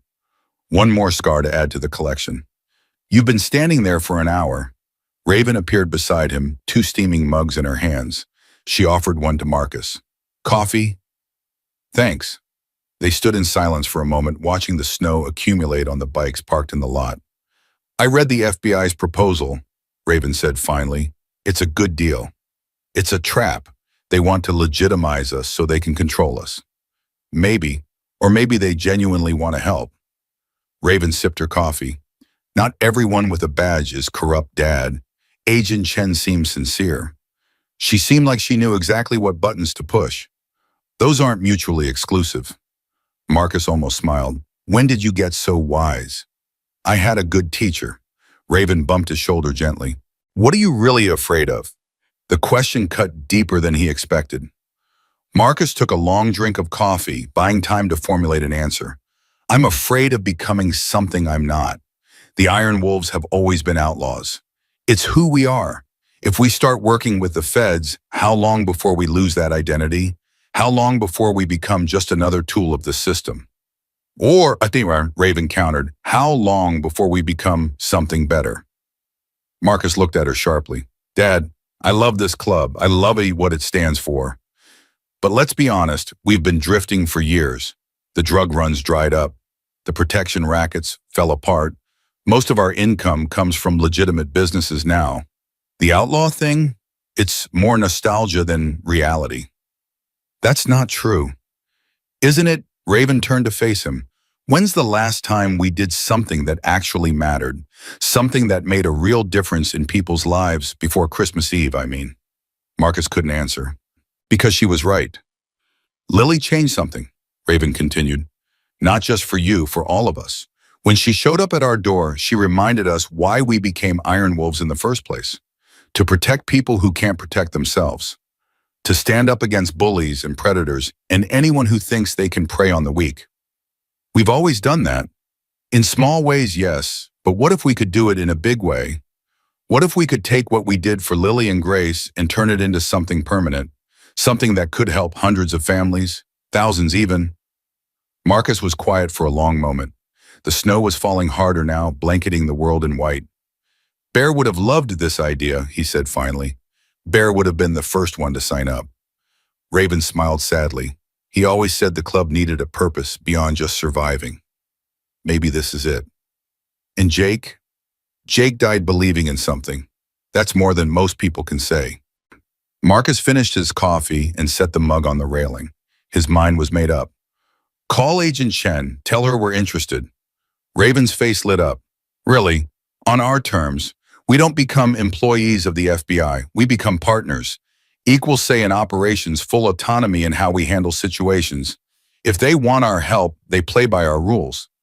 She won't like that. She doesn't have to like it. She just has to accept it. Marcus turned to go back inside. And Raven started thinking about what we need. Resources, training facilities. If we're going to do this, we're going to do it right. Yes, sir. Raven was grinning now. Hey, Dad. He paused at the door. I'm proud of you, for what that's worth. It's worth everything. He went inside, leaving his daughter alone with the falling snow and the promise of something new. 2 months later, the transformation was underway. The Iron Wolves clubhouse had been renovated, half of it converted into a legitimate crisis intervention center. Professional counselors worked alongside club members. Social workers coordinated with federal agents. A hotline had been established, staffed around the clock by trained volunteers. They called it Lily's Haven, in honor of the little girl who had started it all. Marcus stood in the main room watching the organized chaos unfold around him. Women and children came and went, some seeking shelter, others seeking information, all of them seeking hope. Mr. Blackwood, he turned to find a young woman standing behind him. She couldn't have been more than 20, with frightened eyes and fresh bruises on her arms. Yes, my name is Maria. Someone told me you help people in trouble. Marcus felt his heart clench. Another Maria, another victim, another soul in need of salvation. We do our best. What's your situation? My boyfriend. He's involved with some bad people. Drug dealers, I think. He's been getting more violent lately. Last night She trailed off, unable to finish. You're safe here, Marcus said gently. No one's going to hurt you. We have counselors who can help you figure out your next steps. And if your boyfriend or his friends come looking for trouble, well, he glanced around at the leather-clad bikers scattered throughout the room. They'll find more trouble than they can handle. Maria's eyes filled with tears. Why would you help me? You don't even know me. It was the same question Grace had asked, the same question everyone asked, and Marcus finally knew the answer. Because a long time ago, someone helped me when I couldn't help myself, and I made a promise to pay that forward one person at a time. He put a hand on her shoulder. Come on, let me introduce you to Raven. She'll take care of you.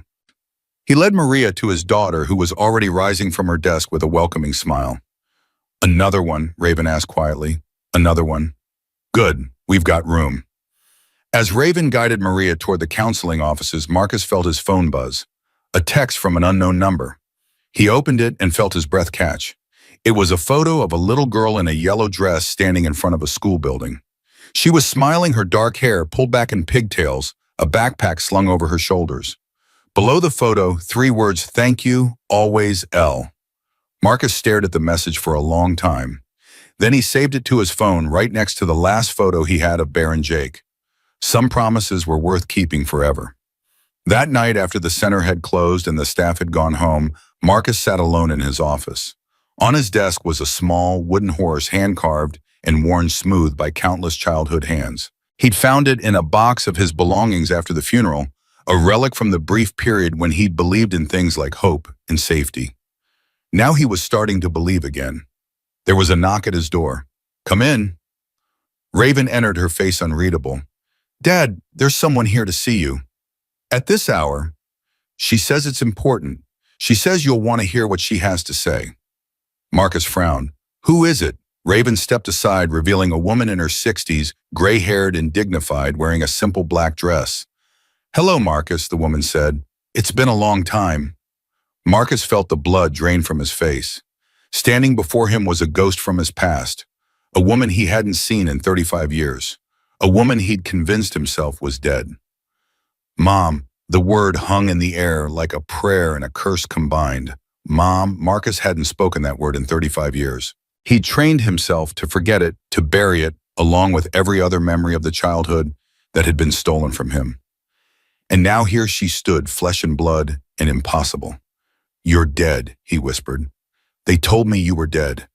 Eleanor Blackwood, because that's who she was, his mother, the woman who had held him as a baby, who had sung him to sleep, who had taken beatings, so he wouldn't have to step into the office with the careful grace of someone who had learned to move through the world without making waves. "They told you what they needed to tell you. What would make you stop looking?" "I didn't stop looking." Marcus's voice cracked. "I spent 10 years trying to find you. I hired detectives. I broke into sealed records. I know everything you did." Eleanor's eyes glistened with tears. "And every single day I wanted to reach out, to tell you the truth, but I couldn't. Not until now." Raven was still standing in the doorway, her face pale with shock. "Dad, what's going on? Who is this woman?"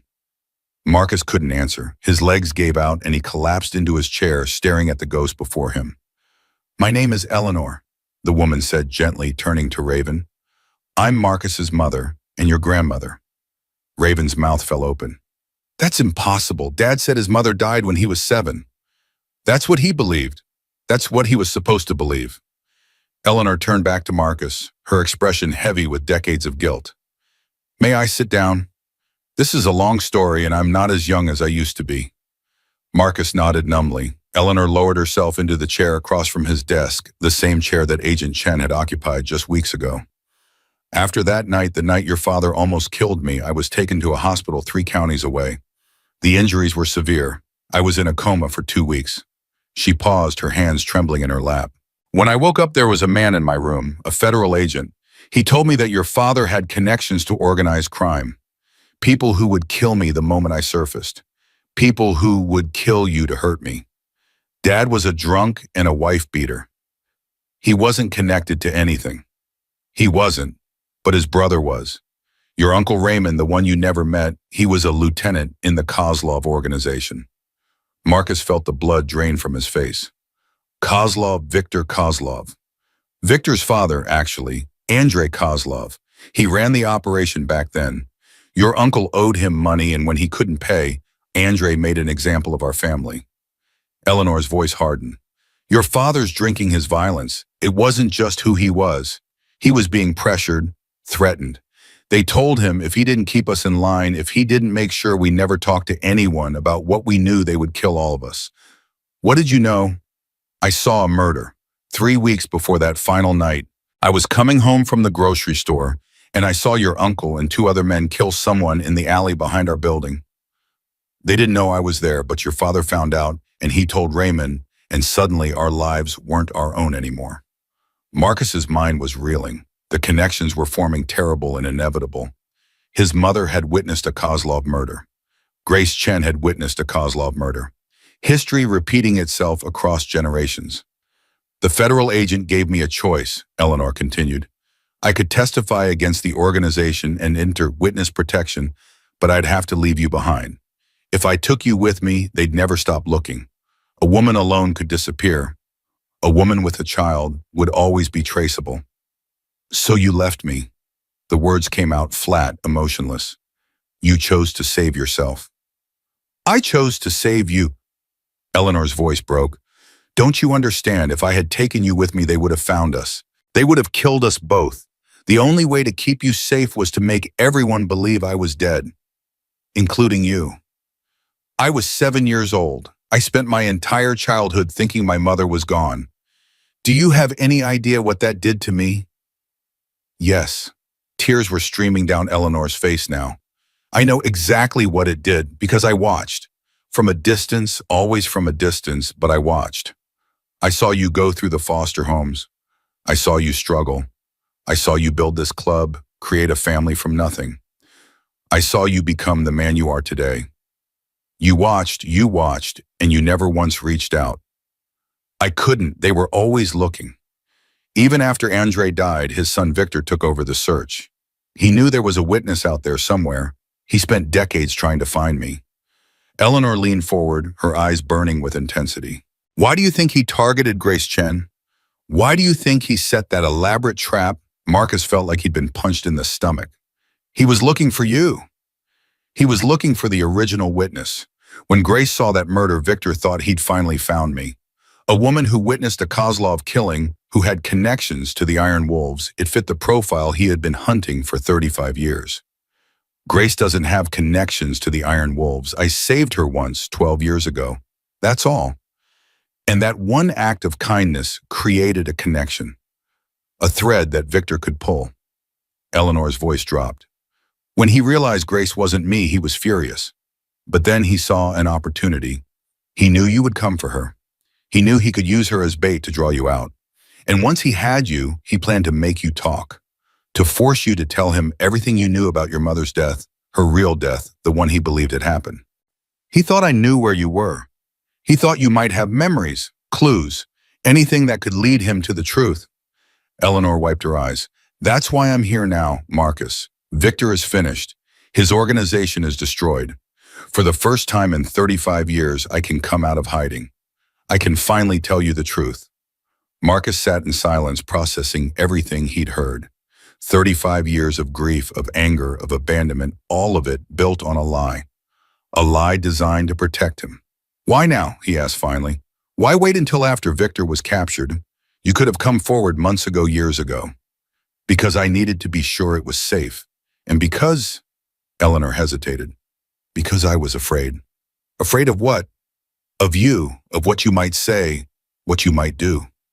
She met his eyes and he saw the same fear that had lived in Lily's eyes on Christmas Eve.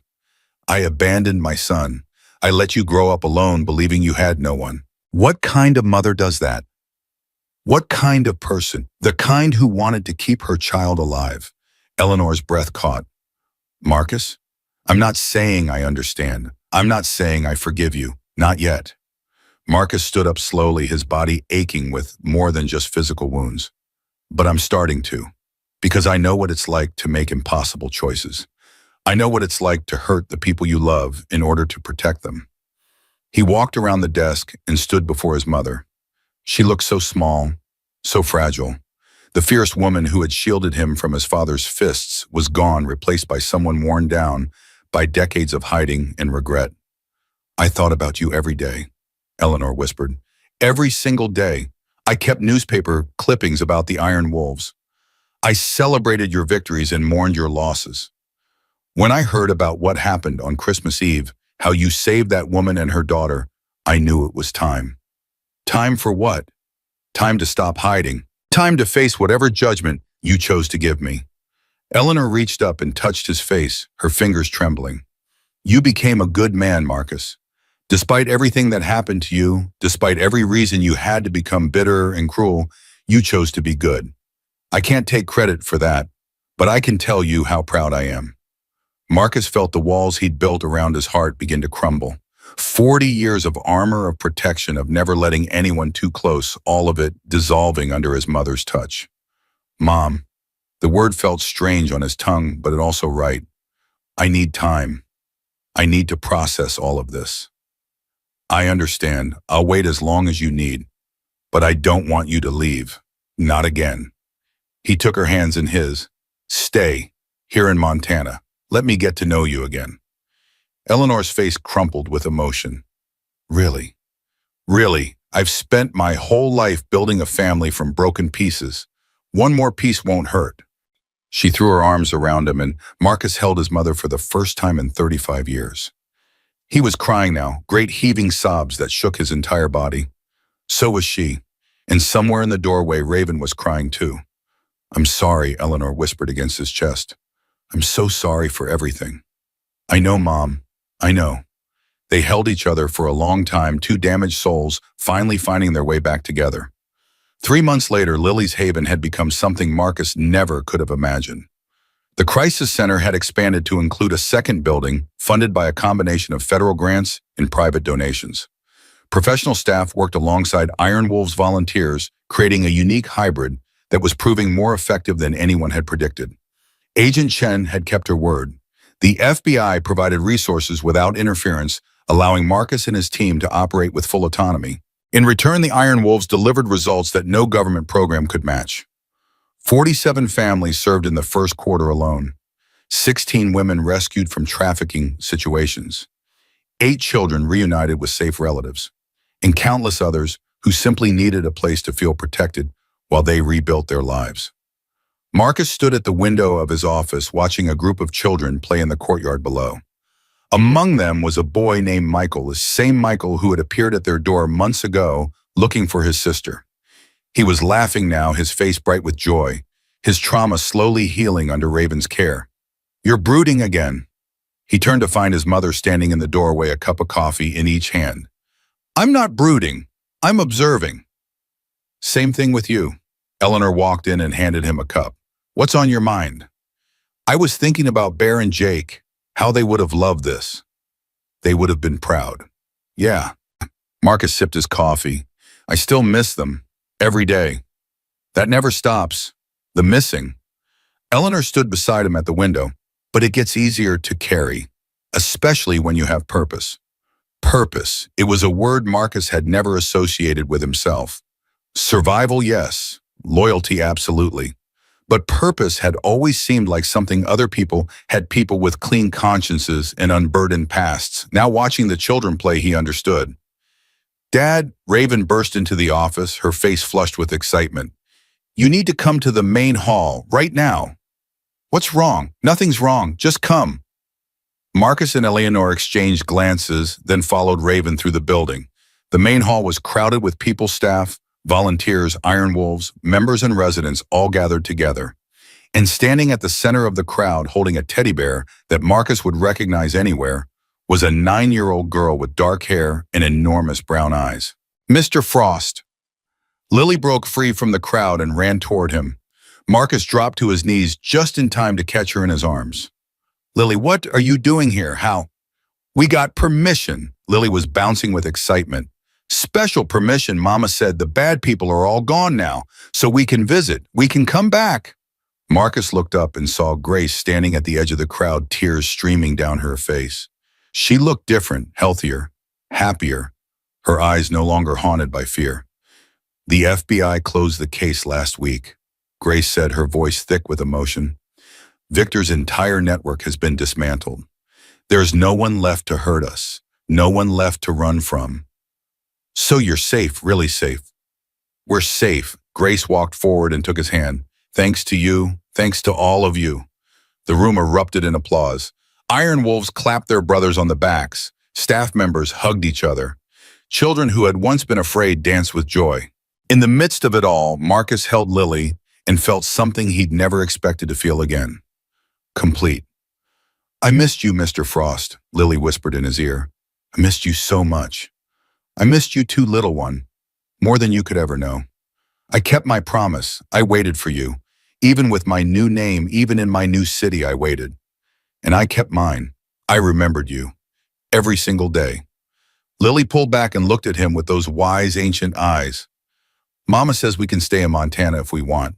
She says there's nothing to be afraid of anymore." Marcus looked at Grace. "Is that true? If you'll have us." Grace's voice was barely above a whisper. "I know it's a lot to ask, but Lily talks about this place constantly. About you, about Raven, about the motorcycle angels who saved us. She wants to be part of what you're building here." "She already is. You both are." Well, Raven appeared at his side, her arm around a gray-haired woman who was watching the reunion with tears in her eyes. "Lily, Grace, there's someone I want you to meet. This is Eleanor. She's Marcus's mother, and mine now." Eleanor stepped forward, her hands clasped nervously. I've heard so much about you both, about how brave you were, how strong. It's an honor to finally meet you. Lily studied the older woman with the intensity of a child who had learned to read people the hard way. Then she smiled that brilliant, trusting smile that had melted Marcus's heart on Christmas Eve. You're Mr. Frost's mama. But he said his mama was gone. She was, for a long time. Marcus put his hand on Eleanor's shoulder. But she came back. People can do that sometimes. They can come back from very far away if they have something worth coming back for. Like us, Lily asked. Me and Mama came back too. Exactly like you. Lily considered this for a moment. Then she reached out and took Eleanor's hand with one of hers and Marcus's hand with the other. Now we're all together like a family. The simple words hit Marcus like a thunderbolt. Family. That's what they had become, this impossible collection of broken people. Not bound by blood, but by something stronger. By choice, by love. By the shared experience of surviving darkness and finding light. Yeah, Lily, like a family. That evening, a celebration unfolded at the clubhouse unlike anything the Iron Wolves had ever seen. 3 generations gathered around long tables, bikers and counselors, children and grandparents, survivors and rescuers. Food was passed, stories were shared, and laughter echoed off walls that had witnessed so much pain. Marcus sat at the head of the main table, Grace on one side and his mother on the other. Lily had claimed the seat beside Raven, and the two of them were deep in conversation about some adventure they were planning. This is incredible, Grace said softly, looking around the room. I never imagined anything like this. Neither did I. Marcus watched his club, his family celebrating together. A year ago, if you'd told me this would happen, I would have called you crazy. What changed? Lily. Marcus smiled. One little girl knocking on a door in the middle of a blizzard. She changed everything. She has that effect on people. She has that effect on monsters. Marcus turned to Grace. I was a monster, you know. Before her, I had done terrible things, hurt people, destroyed lives. I told myself it was necessary, that the world was cruel, and I had to be crueler to survive. And now I know that was a lie I told myself because the truth was too scary. What truth? Marcus was quiet for a moment, gathering his thoughts. That being good is a choice. Every day, every moment, we choose who we want to be. I spent 40 years choosing to be hard because I was afraid of being hurt. But hardness doesn't protect you, it just makes you brittle, easy to break. He looked at Lily, who was now showing Raven something on her phone, her face alight with happiness. That little girl broke me. She walked through my door, and she broke every wall I'd ever built. And I'm grateful, because what she built in their place is so much better. Grace reached out and took his hand. You're not a monster, Marcus. You never were. You were just someone who needed to be reminded of who he really is. And who am I? A hero, a father, a protector. Grace squeezed his hand, the motorcycle angel. Marcus laughed, but his eyes were wet. I'm nobody's angel. You're mine, you're Lily's. You're everyone in this room. Grace gestured at the crowded hall.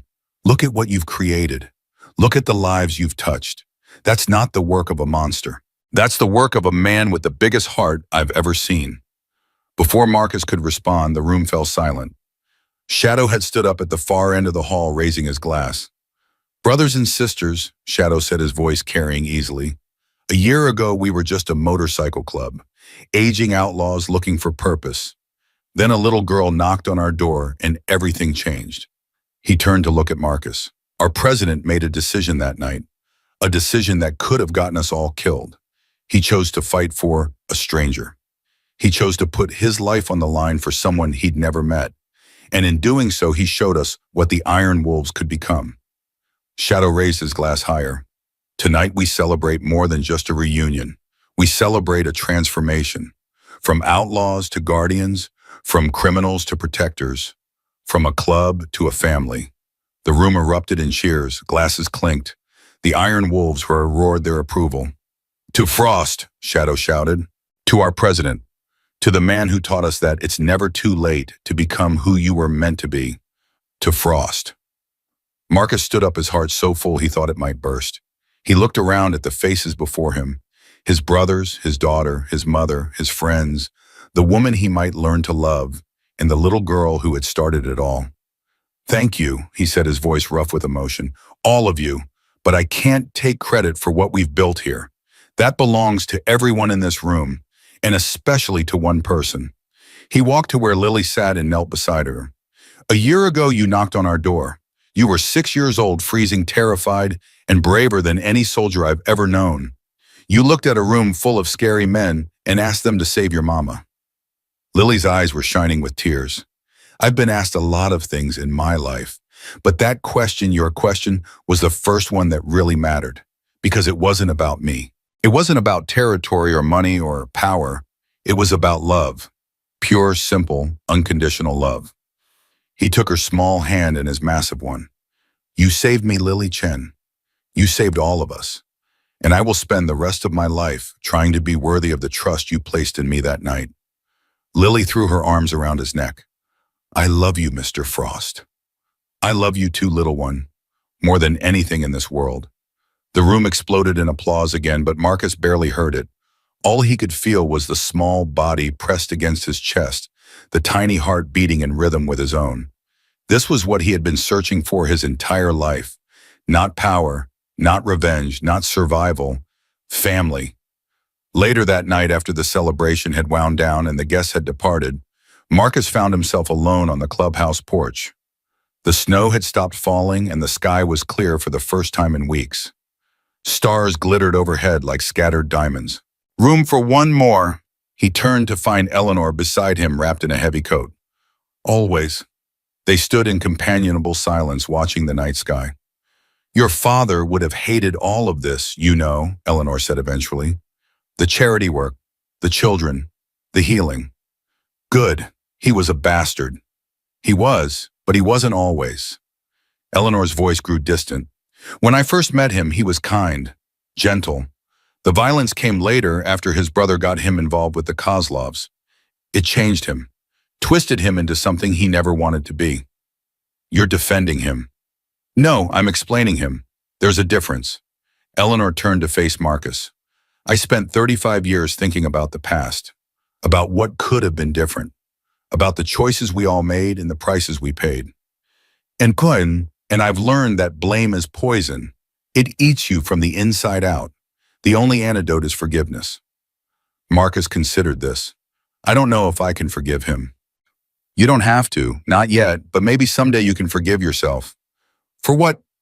For surviving, for moving on, for becoming happy despite everything that tried to break you. Eleanor took his hand. I see the guilt you carry, Marcus, the weight of all the things you think you should have done differently. But you need to let it go. You need to accept that you did the best you could with what you had. What if my best wasn't good enough? Then you try again tomorrow. Eleanor squeezed his hand. That's all any of us can do. Wake up, try again. Be a little better than we were yesterday. Marcus felt something shift inside him, a weight he'd been carrying for decades slowly beginning to lift. Thank you, Mom. For what?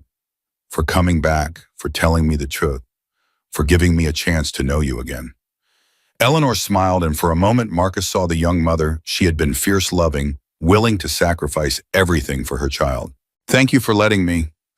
They stood together as the night deepened, mother and son reunited after 35 years of separation. Behind them, the clubhouse glowed with warmth and light.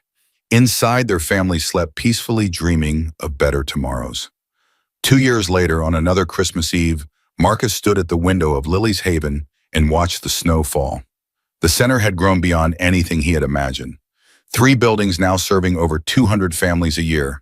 A staff of 40 professionals and 100 volunteers. National recognition as a model for community-based crisis intervention. And at the heart of it all, the Iron Wolves transformed from outlaws to guardians, from criminals to heroes. Daddy, Lily's voice rang out behind him. Someone's at the door. Marcus smiled at the word. Daddy? It had taken her 6 months to start using it, and he still felt a thrill every time he heard it. He and Grace had married the previous spring in a ceremony that brought together everyone who had played a part in their story. Raven had served as best woman. Eleanor had cried through the entire service, and Lily had insisted on being both flower girl and ring bearer. Now at 8 years old, Lily had become the unofficial mascot of Lily's Haven. She knew every child by name, every volunteer by face, and every corner of the building that bore her name.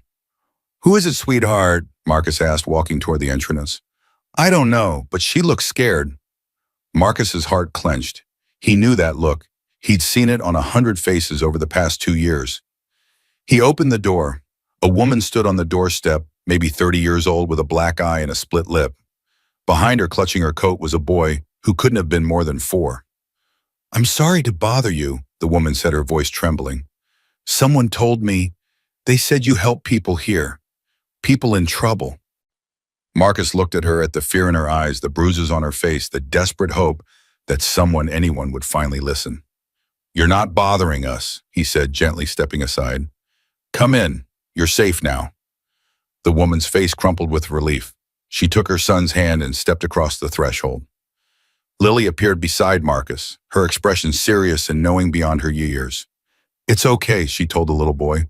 "I know you're scared, but my daddy and his friends help kids who are in trouble. You're going to be okay."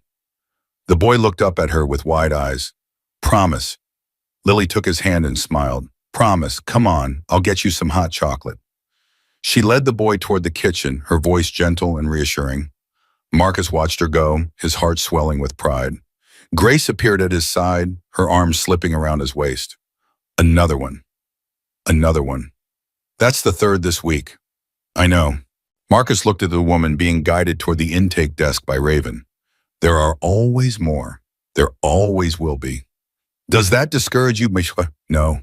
He pulled Grace closer. "It reminds me why we do this, why it matters." They stood together as the snow continued to fall, watching their family, their impossible, beautiful, hard-won family, welcome another broken soul into their midst. Somewhere in the kitchen, Lily was telling the scared little boy about the night she had knocked on a door in a blizzard, about the scary men who turned out to be angels, about the promise that had been kept and the family that had been built. And somewhere in heaven, Bear and Jake were watching over them, all their sacrifice honored by every life saved and every child protected.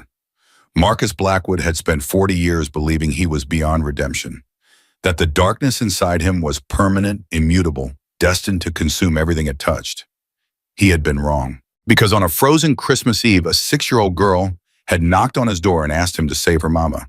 And in saving her, he had finally saved himself.